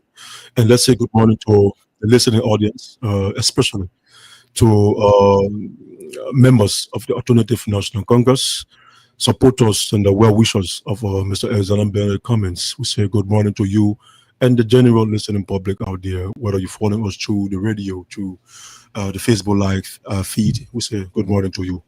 And I believe this is your first time in Freedom. Certainly, this is my first time. I'm amazed by the level of work you've done here, the transformation we've seen. We say thank you, and we hope to always come back and explore the opportunity you have provided today. And in future, we want to continue on this path. But thank you again for everything. Yeah, you just got elected. So you're a young man, relatively. I want to say congratulations. Thank you. Your election, what does it mean for the party? Well, my election means a lot for the party. A young man being the Secretary General of a political party like the Alternative National Congress. It means a lot. My election will also bring to the party Are you the young first? young Are you the people. first in your age? Cool. So far as history can be kind to us, I mean, history can remember us for that. I don't know. The young people has always been denied, but now no. The young people have always been in the leadership of the party, but it is an opportunity. the level of the Secretary General, that's what I'm talking about. Yes, so to speak, at the level of the Secretary General, but the young people have always been involved in the leadership of the party in different areas. But we are very privileged enough. Confined to the youth league. No, not confined to the youth league. Okay. There are other young people in different key leadership roles in our party. Yes, that's a fact. Who is Desmond? The last one out there. Thank you. So Desmond is a young man. Desmond has been around for some time. Desmond has been in the politics since 2015. Desmond came to the politics through Mr. Kyle Wongwe, now representative, Nimba County District Number 9. Okay. I was recruited as communications liaison when the team Cummins from Liberia were coming to the country, introducing Mr. Alexander Bennett Cummins in the political space. Mm-hmm. I was recruited by Wongwe to serve as communications liaison. And subsequently, when the party got integrated, when the movement got integrated with the political party ANC, I continued the role as communications liaison, deputy to the former Deputy Secretary General for Press and Public Affairs, Mr. Jonathan Dolake. Subsequently, when we went to our convention in 2019, Constitution was amended. Desmond came to the position of communications director. That position was created, and Dolake continued as Deputy National Secretary General. After Desmond became the role I played as communications director up to the 2023 elections, coordinating media activities and involving with the press. So to speak. So your life, political life has been the ANC.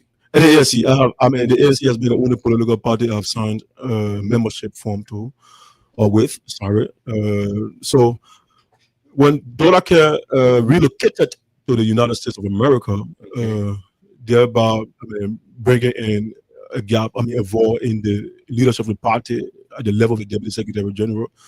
So after careful observation by other members of the party, executives of the party, there was a mini convention. Our late chairman, Senator Nathan, passed in the period during the elections. And so the chairmanship was open for grabs, as well as the Deputy Secretary General. So after working in the secretary, because of course the communication arm is under the secretariat. So from communications liaison, communications director, the executives of the party saw it fit to elect me. There was a mini convention. Okay. Yeah, that brought me to the position of Deputy Secretary General, deputizing the former Secretary General, Councilor Elections 2. And so through that, I became the Deputy Secretary General, and subsequently in our March, Kakata convention recently, Councilor 2 was now contesting. And so again, the executive committee saw it fit. You came from communications liaison, communications director, you're now Deputy Secretary General. You understand how the secretariat works, you understand how to move around in the secretariat, how to push the party forward. So the executive committee found it fit to support me in contesting, as the Secretary General of our party. And so that brought me into the position now where I am. And I'm so grateful to the National Executive Committee delegates. Was it on web ballot? It came to that point because actually somebody was a partisan of ours was attempting to get in the race. He got compromised. No, he didn't get compromised. He saw that delegates had already decided the name Desmond Tutu name. So there was no need in his mind to venture into that because he would have obviously gotten defeated. Had he gone or gotten into the race of me. But quite honestly, we were prepared to face the challenge. Okay. Before becoming Deputy Secretary General, there was a minimum. Election. Do you face the bill as Secretary General, comparing the atmosphere, the competition, comparatively with other political party, Desmond Tutu? Do you fit the bill? When you say fit the bill, I don't understand. I am a Liberian. I am qualified. I am committed. Committed. I'm sorry. The task is not the national. The National Secretary General is just a position. The Secretariat is what we know best. Can you compete at the level with other political institutions around here? Abu, the thing is pushing ideas, conversations, having intellectual discourses. Those are the things that we know how to do too. We are young, but we are never carried away. We are never bothered. We focus on the task. We know this task. We know the secretariat. We are not just lousy. No, the secretariat has different functions. It's not only to be a loudmouth talking or a tough, quote unquote, tough talking. Secretary General. All right, there are different functions in the secretariat, and we understand those functions. Okay, and we can tell you that we will execute it. We're not beating our chest, and that's why the executive committee and delegates saw a fit to allow us to carry on this role, despite our age, despite our political, involvement. Of course, we've been around since 2016 years, but compared to other people, but at the same time, we know that the secretariat, we can run the secretariat, and it's not about age, it's not about whatever. Thing that you want to bring in, but we know how to run the affairs of the secretariat. Okay, so we are not strange to the secretariat. It is only the position now that has changed. That's more congratulations on your election as the Secretary General. Thank you, Hugo. Thank you. It sounds sweet calling yourself or being called the Secretary General or the National Secretary General of such a unique political institution. But coming to the table, you got a very huge task. Your party has competed in 2 successive elections. The outcome, at first, you feel yes. At first try, yes, maybe I'm good. The second one, you lost on something. Now being referred to widely as this one-person party. Proud 1%. How you intend? What are you bringing on the table strategically to ensure that that name and political nomenclature being given to your institution can be changed? So that's why we are rebranding our party. The convention started. We started on the note. On that note about going to our national convention, bringing in fresh ideas, bringing in new breed of partisans who have different ideas, very progressive ideas. All right. We went to the convention, elected new members, new leaders of our party. That's where we started. We are rebranding our party. You got it right. Here you go. 2017, we performed, very well. Judging from the 7%. Judging from the fact that Mr. Cummins, 7% very well. Judging from the fact that Mr. Cummins, judging from the fact that Mr. Cummins, with zero judging from the fact 1 year, in less than 1 year, a quote-unquote political nobody at the time, among all of the big names, and 7% was the best among all of the big names in less than 1 year. That's what you want to underscore. That's the point. Isn't that in less than 1 year, we were able to get the young people on our side. We were able to get the marketers. You ran one of the biggest campaign in 2017. You know that. In less than 1 year, we got 5th place in the elections with over 20 candidates.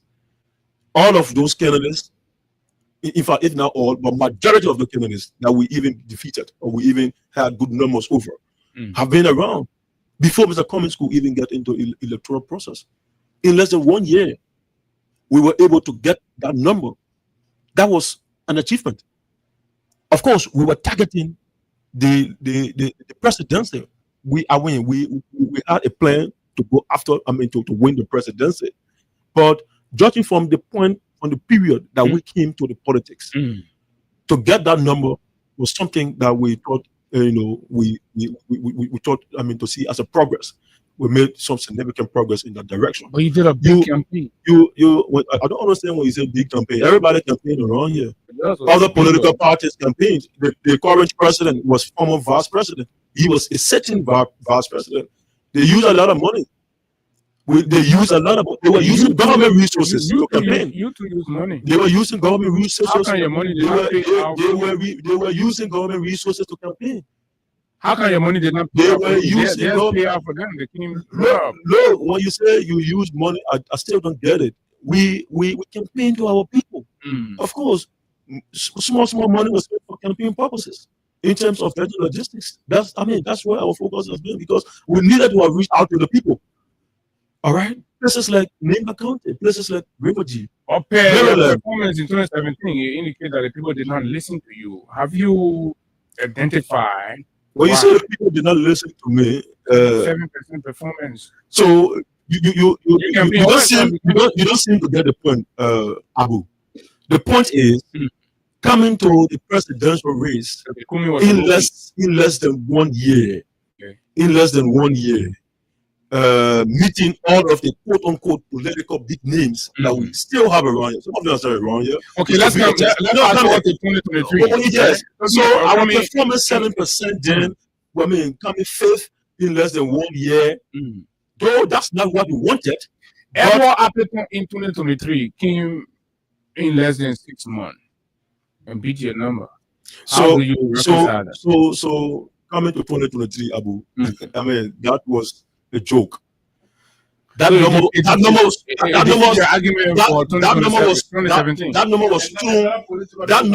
thrown at us in 2023. You know that. How can you say that? The sitting president. Look, Abu. Look, I mean, let's be real. These are the claims you've been laying. Abu, let's be Abu, let's be real here. Let's be very real and objective here. Look, 2017, in less than 1 year, we got 7%. We came fifth. Still being engaged. Mr. Cummings has been the only engaged opposition political person in this country with the populace. That is a fact. He's been engaged since 2017, even though he got defeated. But he did not leave this country as others have been doing. Mr. Cummings remained in this country, still was engaged with the population of our people. He got engaged with them, doing different things with them.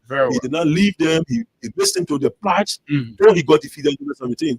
Fast forward to 2023. When he should have how in your mind, in your own reasonable mind, how can a person performed, very well in less than 1 year, 2017, and then dropped? Let me tell you how it is. Let me tell you how it is. Responsible with the very basic system that we have. That's what we're dropping. I mean, your party is the major system in the country. No. You executive of the ANC. The message system in our country. Listen to me. You ask a question. I haven't addressed your question. But let me conclude my question. I understand your question very well. Let me learn finally. Right? Go ahead. You executives of the ANC have always looked for reasons to blame the dismal performance of Mr. Cummings, who have been very consistent. We not blame shifters like the current government. Who has a message and has been going We not blame shifters. But you have to look in and evaluate the structural issues, right? The organizational issues and the messaging that has not resonated with the Liberian electorate. We understand that question and that point that you tried to make. That's why we try to address it. From 2017, Mr. Cummings in less than 1 year got 7% fifth place. Fast forward, still remain engaged. And you say his number will drop at 1%. Is that something you want to listen to realistically? No. This is why we are telling you. Although we did, there are reasons why we did not push forward with any case because maybe the evidence was not sufficient enough. Okay, so this is our case. This is our country. No, there is a case. I'm coming now. When you say there is no case, have a claim, but you don't have sufficient evidence. I agree to that. And why we say this? Look, you followed the elections in 2023 during the runoff. A man who got quote unquote 1%, justifiable in your mind, 1%, quote unquote, was reached out to. He was the first person that the two contenders that were going to the runoff election. No, that doesn't say. No. It says a lot. No, it says a lot. No, by presidents. By CDC reached out somebody who is not candidate. Reach out. No, that doesn't save you. No.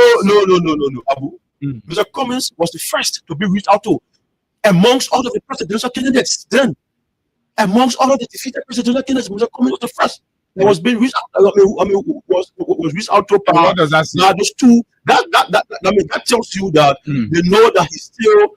He has the relevance. He has the numbers. But they both. Maybe just for the record. No. Just for the record.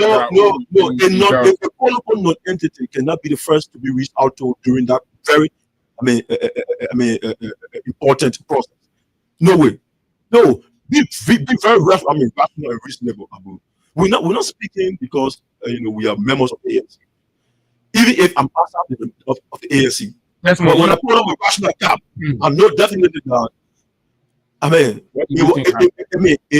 wasn't going to be just any decision. What do you think for somebody, for two political contenders who are going to the run-up election to reach out to somebody who got only one person, the first person? No, nobody who was done that. So that person was a political no entity. But because they know that something happened along the way, which we all cannot prove, they still came out to him and asked for his support. That's why I support. It speaks volume. It's just hard to prove that. You and USA agree that but that's what I'm saying. You don't have the relevant and the sufficient evidence to prove that claim. So it will always be that's what I'm saying, Abu. But the fact remains, Mr. Cummings is still a serious person in this country, and that's why we are still projecting him. We are making the case on a daily basis. We are increasing our arguments every day. So we'll go to what you are doing now, but just one last question on your past performance and all of that. If you do a retrospect on 2023, the campaign, the collaborations, the arrangements, and all of that, are there reasons in your mind to blame the quality of your collaboration and your relationship that might have affected your party's performance? Well, we learned from that collaboration. I can tell you that it was a learning curve for us. Look, Mr. Cummings has always said, and I believe that I agree with him, that you can't do anything about the past. Okay. The past is the past. We've done what we could do in the past. We collaborated with people who we collaborated with in the past. We are in the present now and advancing to the future. That is where our concern is. The past is the past. Things happened in the past. You saw it. You were right here. But we've done with that. We are done with that. We are moving forward. We're focusing on branding or rebranding our party, ensuring that our structures are restructured properly, ensuring that we have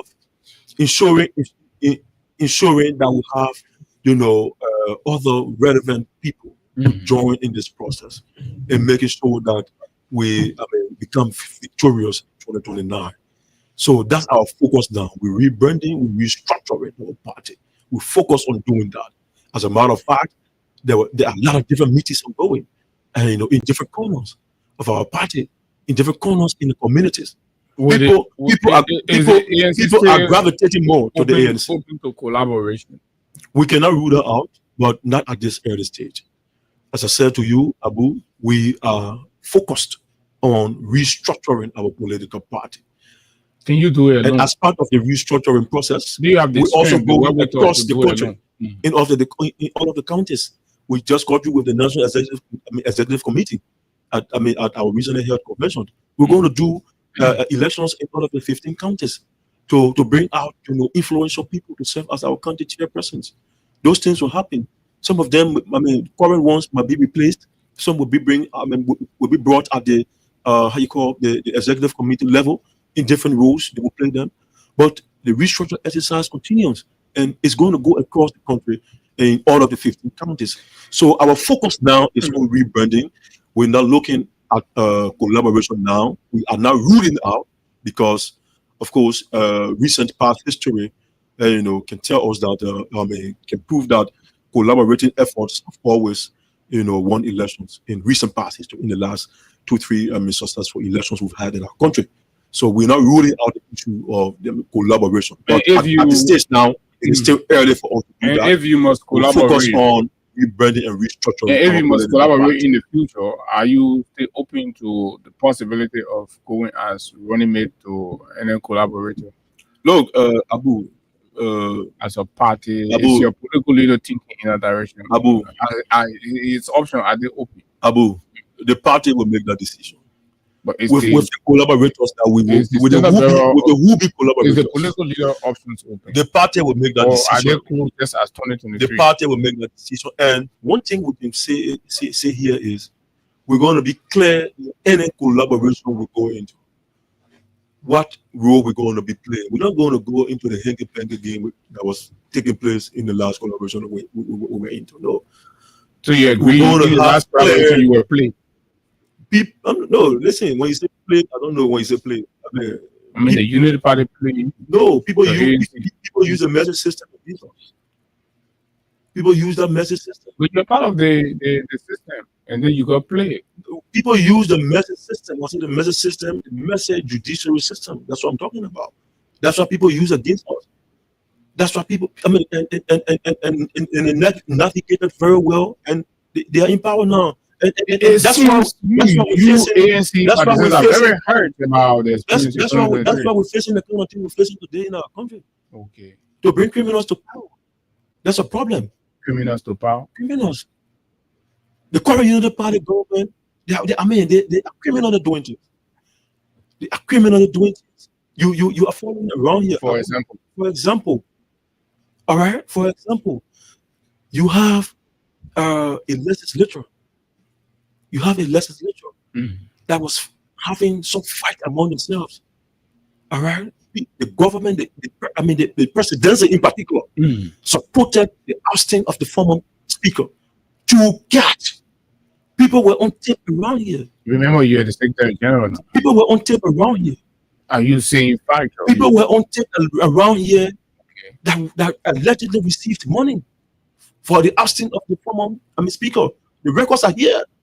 You know that the news carried. And the ANC believes this is not something that we are making up. So the ANC believes that happened. But we call for investigation. The ANC had a press statement on that. All right? To hear lawmakers admitting on tape that they were bribed, that they received money, it was very troubling. It was a troubling news, not just for the country. All right, I'm sorry, not just for the legislature, but the entire country. It was very troubling. It is not something that we are making up. We know what we're saying. There were allegations that were made. Those things should not be happening. All right? People criminally made their way to power. And so that's why you see the level of criminality in our country. Allegedly. Things are happening right that should not be happening. Abu, the governance system of our country now has reached a point where, things are not going the way they're supposed to go in a normal democracy. Okay. Political opponents have been chased after. Political opponents have been targeted. This is not the governance that we wanted. This is not the governance the Liberian people wanted when they voted what I refer to now as, the rescue mission. They call themselves the rescue mission, but they have become so risky to the extent that they pose a serious threat to our country. That's when your opponent believes that the ANC has been silent on these things. No, we don't. That's when you but you'll not be following, apparently. What is the record? Tell us when last you spoke. Look, we've been speaking. There are several press releases that we've been releasing. From the ousting of the former, the illegal removal of the former speaker. We've been making our statements known. Is it the we've been speaking against. Is it the ANC opinion that was illegally removed? We've been speaking against the illegal removal of the former speaker. Okay. We've been speaking against that. The processes leading to his removal were illegal. We did not hear you speak when the killings happened in King George. Did you speak? We spoke on those things. We spoke on those things. You haven't been following. That's the problem. But we can understand. You haven't been following. Because our political leader, they didn't come up to say something. It doesn't mean that the party has not been speaking. The party has been speaking. Other media houses, including newspaper owners, newspaper houses have been, publishing, our press releases on these different things that have been happening in our country. Okay. Yes. So you haven't been following, Abu. No, but share me the link. You have not sent me anything. Abu, whether you spoke on these things. Abu, I will share the link with you. I will share the link. I don't know what happened in the time. I will share the link with you that we've been speaking on issues affecting our country, especially the reason the illegal removal of the former speaker, Jonathan the King George incident in Grand Cape County as well. Those things, we've been following them and speaking against them. Some of what the current government said they were going to change when you all collaborated during the opposition era, where that the contrasts and other issues that were happening in the country were fraudulently being done, and that when they come, they were going to review them. So recently we've heard reviewer for the Asilometer and other concessions that the government has seemingly been dragging her feet on, and Liberians have been raising concerns. So we'd like to know, where does the ANC stand on some of these things?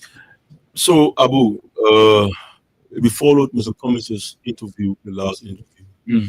He was very clear. We need to revisit concessions in our country. We don't need concessionaires to build schools. We don't need it. What we need is a fair share of the concession agreement. The Liberian government fair share of the concession agreement.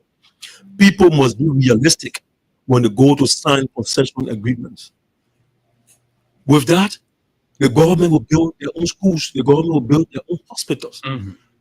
The concession companies don't have to use their discretion on the kind of school they want to build. For example, in King George. They don't have to. For example, in Kakata or in Magini County, where the fire story is, they don't have to. Once the Liberian government gets its first fair share of the concession agreement, those things will be done properly. We will know the quality of school we want to build, the school buildings we want to build. We will know the quality of healthcare we want to provide in terms of building infrastructure as well. So concessions must be revisited. People have allegedly been taking kickbacks. For example, the recent yellow machine conversation that have been around here with the current, I don't know what, the current minister there. Which minister? Mama Kapel, the minister of State, she was involved, in negotiating a certain yellow machine deal that backfired at the end of the day. Where is it now? That renegotiation has to take place. Those are not things we should be doing. When we are doing things, we must do them in the proper manner. The government said they are fixing it to make it better. How can you fix it? You've already responded. We don't trust what they're doing any longer. We don't trust what they're doing. Because they've already responded. They've already messed it up. They've already shown their true color. They've already shown what their intentions were. So we don't trust those things that they're doing any longer. When we see them, we're going to be happy. Look, Abu, the ANC and Mr. Cummins, we are not against progress of the country. No, we're not against those things. We're not against those things. What we are against is the manner and form in which the government is running the country. So let's go to the appearance of your boss, Mr. Cummins, and he said clearly that he wants the government to succeed. And many pundits or critics believe that was a comment that indicates an attitude of a regime collaborator. Is Mr. Cummins a collaborator of this government? Mr. Cummins can never be a collaborator of this government. Never. He's a collaborator of the Liberian people. The Liberian people are the ones Mr. Cummins. The Liberian people have been crying in different markets and places that they want change from Mr. Cummins. The Liberian people are the ones Mr. Cummins is collaborating with. It is in their interest. He's speaking. It is in their interest. He wants to become president. When Mr. Cummins said he wants the government to succeed, does not mean that he's a member of the Unity Party. Does not mean that he's collaborating with the Unity Party. What that means is he's a patriot. Being an opposition politician does not mean that you must wish or pray, fast and pray for the country to fail only because you want to become a president. The reason why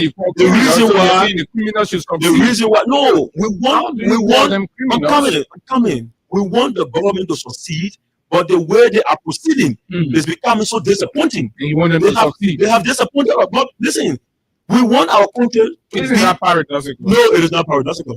We want our country to progress. That's why we are offering the best alternative. No, but you said you want the government to succeed. No. Accuse the government of being criminal. You're not getting the point. No, you are confused. No, you're not getting the point. You need to get this point. Okay. You need to get this point. Every Liberian should wish for a better Liberia. Fair enough. Despite the political divide you find yourself. Despite that. But if you identify that they are criminals because we want our country to progress, does not mean that a government should use the opportunity against the citizens for voting them in power to what? To disrespect the people, to continue to make them to live in abject poverty. When you start to tread that path, then you have us to contend with intellectually. You have us to contend with politically. Okay, and that's why we are doing that. We're engaging the government. Another point in the very interview, your political leader said nothing has changed in terms of the campaign promises, in terms of the agenda the United Party sold to the Liberian people, and just opposing what they're doing now with the past regime. Mr. Cummings, your political leader, your standard bearer of the ANC said nothing has changed. And this outraged the ruling establishment. Well, first of all, let's talk about the authenticity of what Mr. Cummings claims was, that nothing has changed. Nothing has changed, Abu. Nothing has changed. Do you really mean that's a fact. Abu, yesterday, the previous government under the CDC-led administration, led by President George Weah, so to speak, was rehabilitating roads around. The new government, Unity Party-led government, is still rehabilitating roads.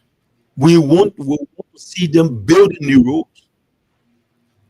They're still treading on rehabilitation of roads. Nothing has changed. Yesterday, we complained about a messy educational system. Okay. Where are we today? Do we see any progress in the educational system? No. Right here at the University of Liberia, Abu, thousands of Liberians are there attending school under deplorable conditions. The bathrooms are not, good enough for especially females, our female there, to use. Is that what we want to commend? Nothing has changed in that sector. Children, pupils are still learning, they're still sitting on the floor in the rural areas to learn lessons. Nothing has changed in that area in the educational system. Yeah, I think yesterday MTSS students were protesting. I don't know what it was yesterday or yesterday. In 2025, we still have students protesting, especially at government-run schools. In government-run schools, this should not be happening. This is happening because the educational system has not been fixed. In fact, there is nothing to show that any effort has been made to fix the educational system. Nothing has changed. See the economy now, Abu. See the economy now. Where is it?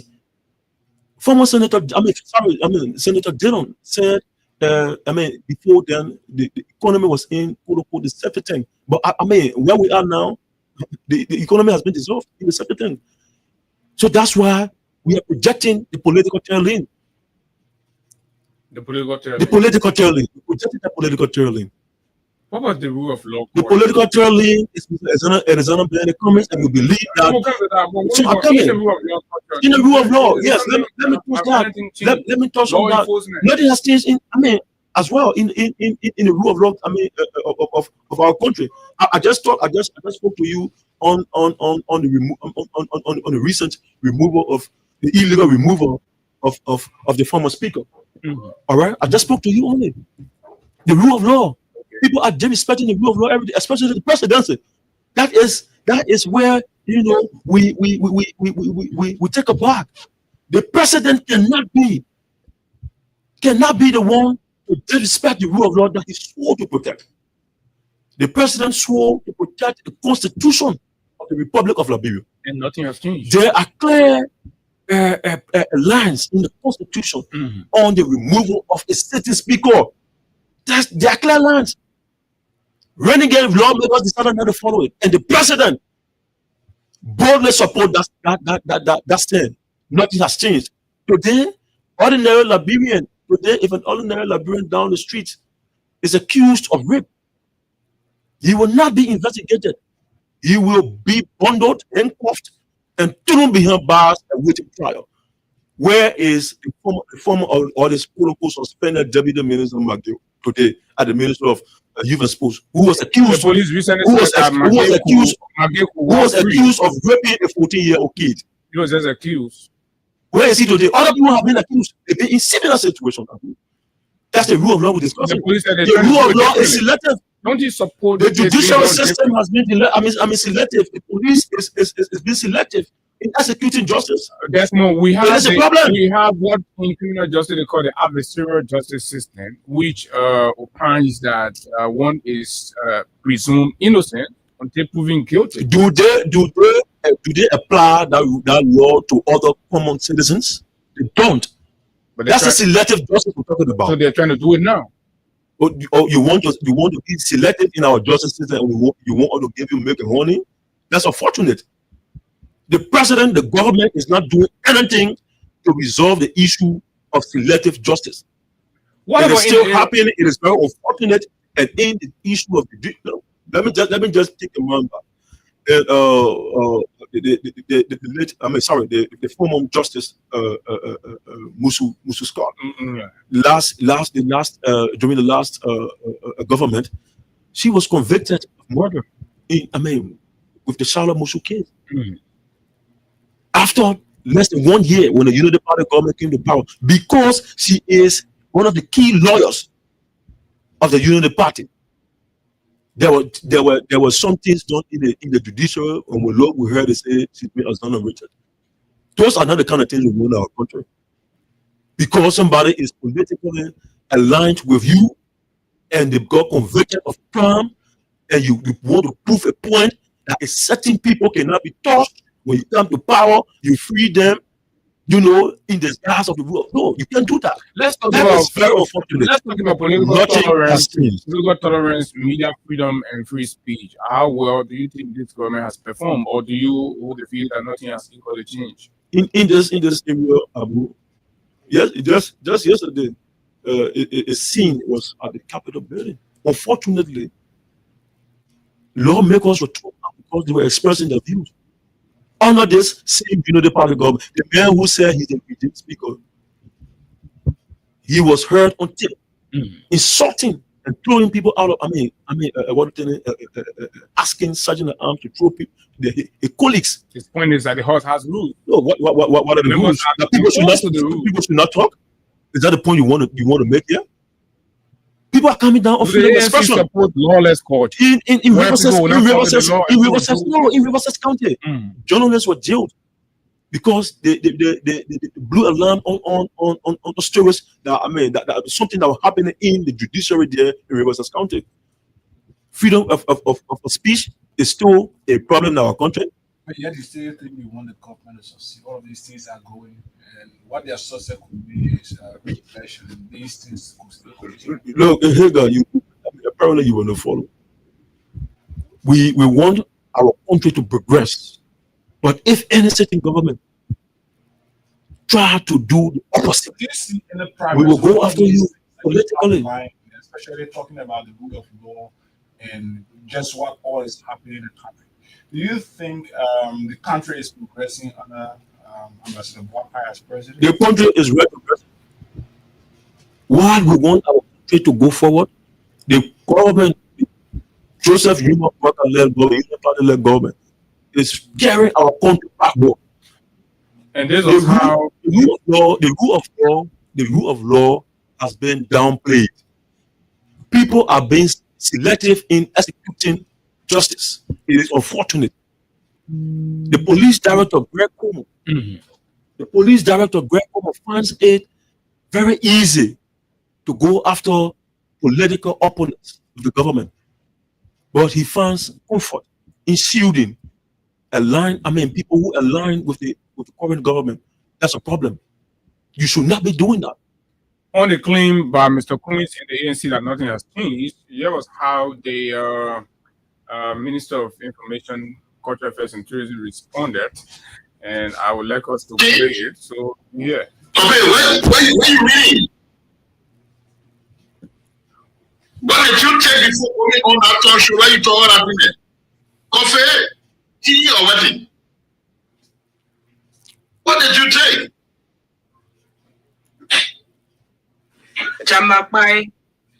Okay, maybe something. Okay, and this was the official response to your political leader by the government through his Minister of Information. You know, Pia is something misplaced. Doubting that your political leader was not in a stable state of mind. Pia did not sound like somebody who was in a state of mind. Pia is an alcoholic, so to speak. Okay. You don't know him. So we believe that he was in his right state of mind when he was speaking against Mr. Comey the way he spoke. And we dealt with him already. We're not here to focus on Pia, we're here to focus on the presidency and the government. That statement that he made, we believe he was not in his right mind when we were asking those questions. He drank profusely. He drank alcohol profusely before making that statement. We believe that. We know that. We know Pia. Where was Pia? Where was Abu? Where was Pia? Where was Pia? A man who is a government dependent. What is Pia's work history?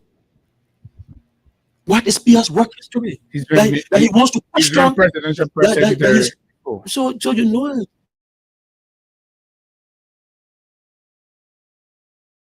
He depends on government to survive. After the Ellen Johnson Sirleaf government, where was he? To another party, amusing himself, drinking alcohol uncontrollably. That's the kind of thing he was on, waiting to come and leech on the state again when the Union Party wins election. And that's why he's here. He's leeching on the state government. We know him. He was under the influence of alcohol when he was making that statement. We know him very well. But we have dealt with him already. What do you call it? Sufficiently. Is it true that you've announced legal action against individual seen or probably quote unquote insulting or using F words or inventive on your political leader? Did you say that at any point? No, Abu. Or referring to him as quote unquote gay or gay associate? Abu, have the party taken that position? Abu, we're going to get involved with fire for fire. When you bring civil conversation, we engage in civility. So you think when you come like a gangster, like a street toddler, we run after you. Is it true that in terms of we will run after you like the street toddler you are presenting yourself? We're not going to sit and allow people to tarnish the reputation of our center bearer any longer going forward. What are you can take it to the bank. What are you going to do? Fire for fire going forward.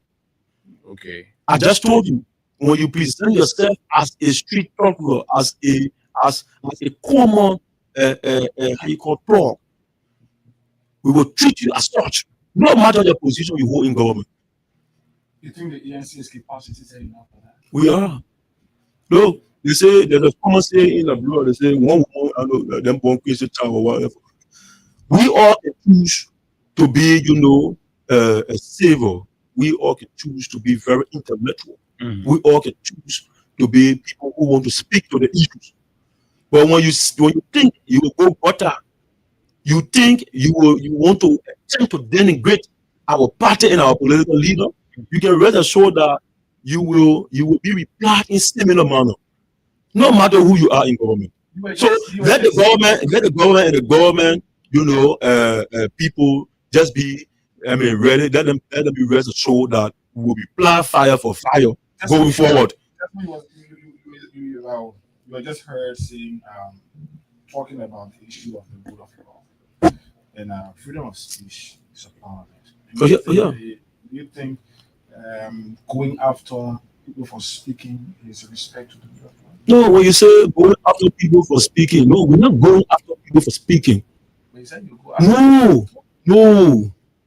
We're telling you that when you look, the ANC is a political party that is known as a political party that respect the rule of law. We are known for that. When the late when Charles Walker, the late Charles Walker Bronsky was alive, he was known for that kind of attitude, that kind of posture. And the ANC is also known for that. But so you use the code. I'm coming, but people are now seeing that, or they're now looking at that posture as an advantage and a disadvantage to us.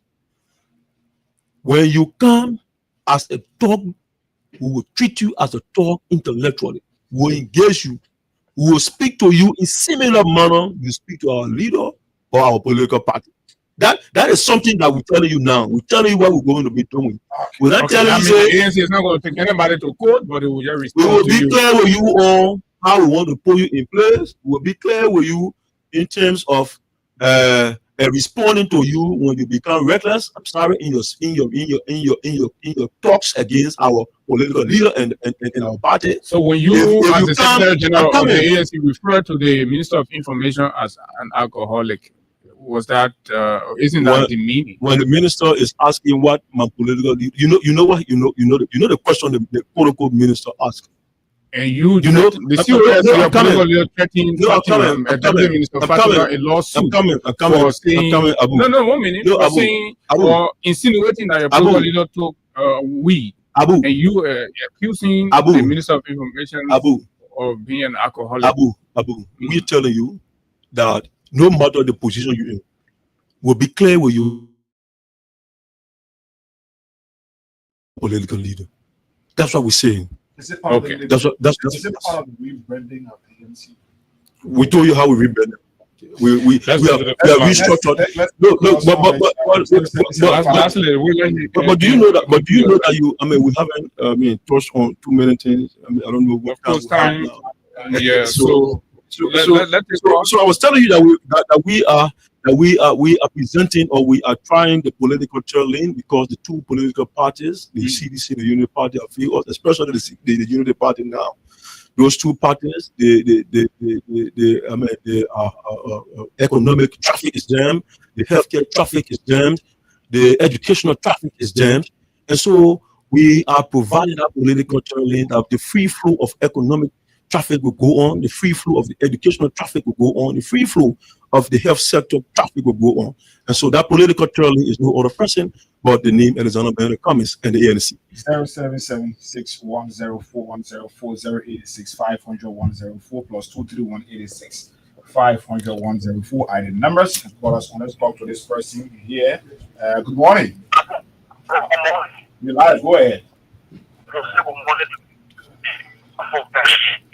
I'm Lawrence. Go ahead, Lawrence. You know, just square it. Look, you were just asking as to why the start of rebranding on public. I mean, it's too fast. Everything has written everything. Your line is bad. Good morning. Good morning. Good morning. Go ahead. You're live. Good morning. Morning.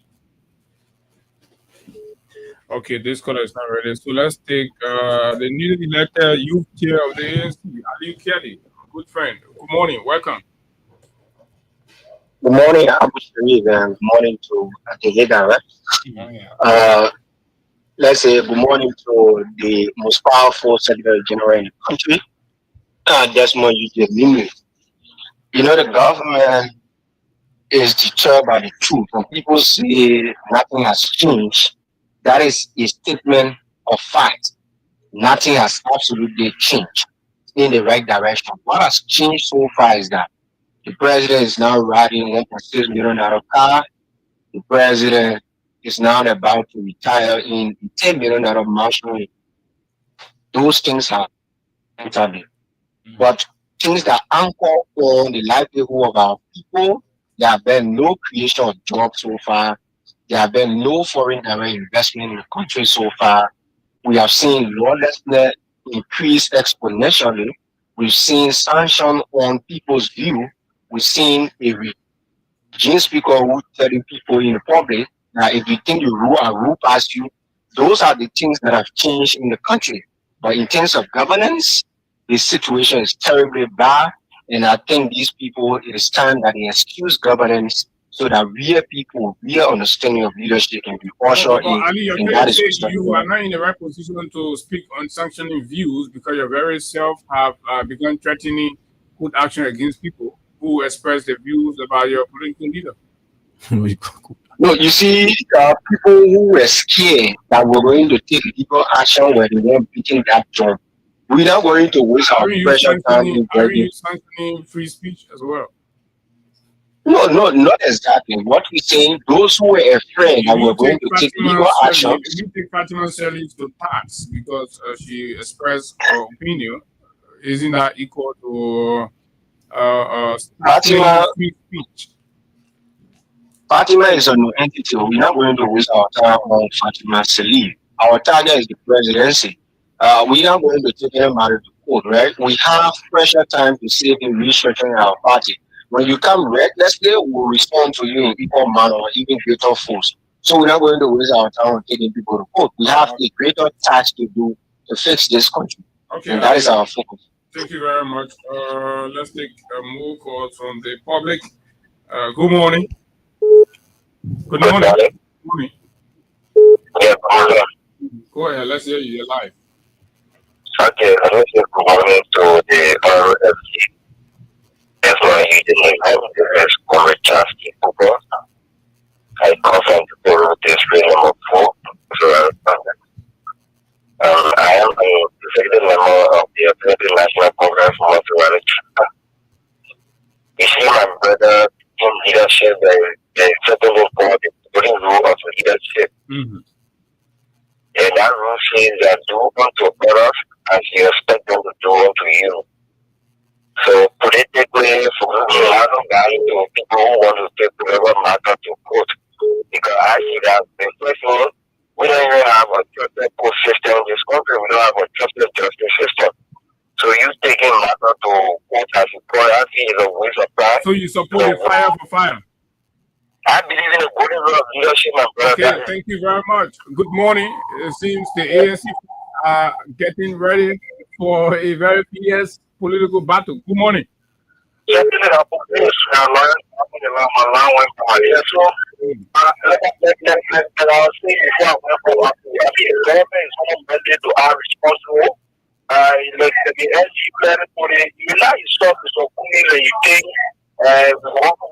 to be politically right, to be politically correct, but we're not going forward. The LG said, we the parties and our parents who believe in a party, we know our party, the things in some of realize that like they said, it's show, you know, keep defining our party and our political leader, and this is the concern of this talk to that. So, okay, thank you very much. Good morning. This person is not ready. Good morning. Yes, I don't know why my call was at that. I'm sure your time got exhausted. We're doing 1 minute per caller because the line is buzzing, and of course we just have 2 minutes to go right here. So the ANC is similarly changing gears, and of course they're not going to sit down and accept all of the bullies anymore. Good morning. Yeah, good morning. Good morning. Yeah, morning. Go ahead. So, I want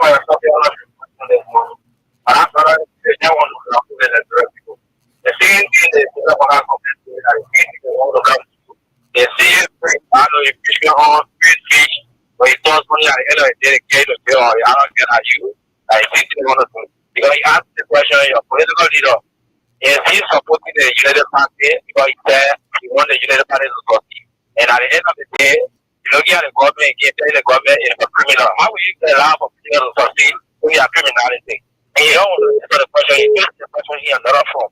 Okay, so do you agree that Mr. Kumi there's a need to consider him as a third alternative? He's not a third alternative from the bureau, let me hold him to the discussion. Okay. That's when we respond to that. Good morning. Thank you. This is Edmund Carr, and The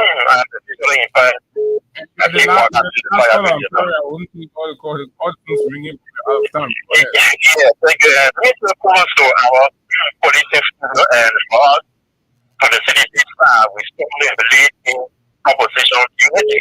And this is why our coming made us statement. We said that was the sign, nothing has changed. You know, the only thing that has changed in this country is for the government to live luxury. You only believe in opposition unity when the people are beating on the ruling party. But if they say, if Mr. Kumi said he wants the president to succeed, you ain't to the other party. No, you were talking about that, and the people are pulling on there. Thank you, man. Good morning.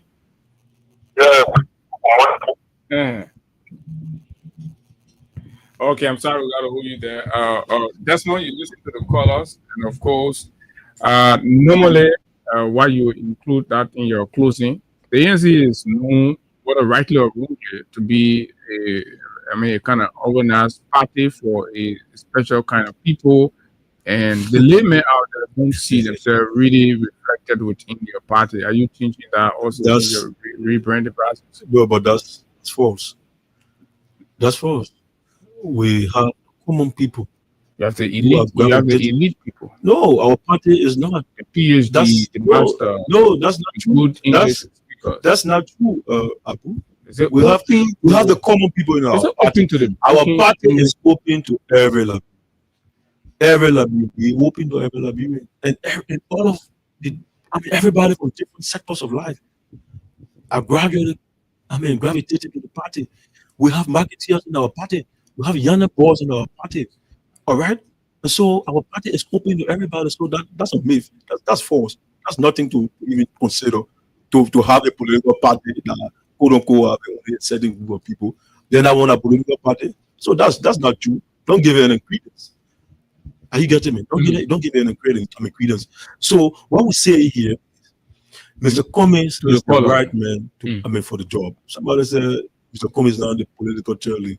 Mr. Cummings is the political cheerleader. Why? Because he has a track record of transforming entities. He has transformational track record. He's a leadership star, as a matter of fact. Mr. Cummings is a leadership expert. He knows how to lead. He knows how to transform. He knows transformation. Mr. Cummings spoke about waste in government. The $1 million the president used recently to ride in bulletproof and luxury could be redirected to for example, the health sector. JFK, we don't have to be, overly charging people. Our mothers going to give birth, we don't have to be dying on a daily basis because of the kind of equipment we have there. The hospital is not sophisticated enough to take care of the needs of the patients. Okay. Money in government people are just, seeing as waste. They are wastefully spending money. Those money should be redirected to the educational system. UL, we're just talking about UL. Yesterday we heard, the House of Representatives or the legislators trying to buy $15,000 vehicle for each of their personal chief of office staff. We have brothers in the place. Do you support that? That's you support that? I'm coming. Providing logistics for workers to commute and go to work. It's a good thing, but it cannot be wastefully done. $15,000 for a chief of office staff who is not a gainful or who is not in the employ of the legislature. It is something that they should be they should be looking at. They should not get involved in the top because it will be something that will be very wasteful, and that's not what we want. Those are the kind of things Mr. Cummings has been talking about. Waste in government is a serious problem. Redirect some of those money you're wasting around buying luxury, building $10 million home or villa in Foya. Redirect those money to different sectors in our country to improve them. The educational sector has not improved. There is no I mean, there was no progress in the educational sector. There was no progress in the health sector. Okay, the economy is a very messy one. I mean, we don't know how to even place it. And nothing has so changed. nothing has changed. Thank you very much. That's why we are protecting the political turn-in, and we believe that the political turn-in will be used by the people of Liberia to bring economic development, to bring better healthcare, to bring better educational system in our country to ensure that everybody is inclusive in the government and benefit from what the government should be providing them all of the different services. Thank you. To improve on infrastructure as well. Thank you very much.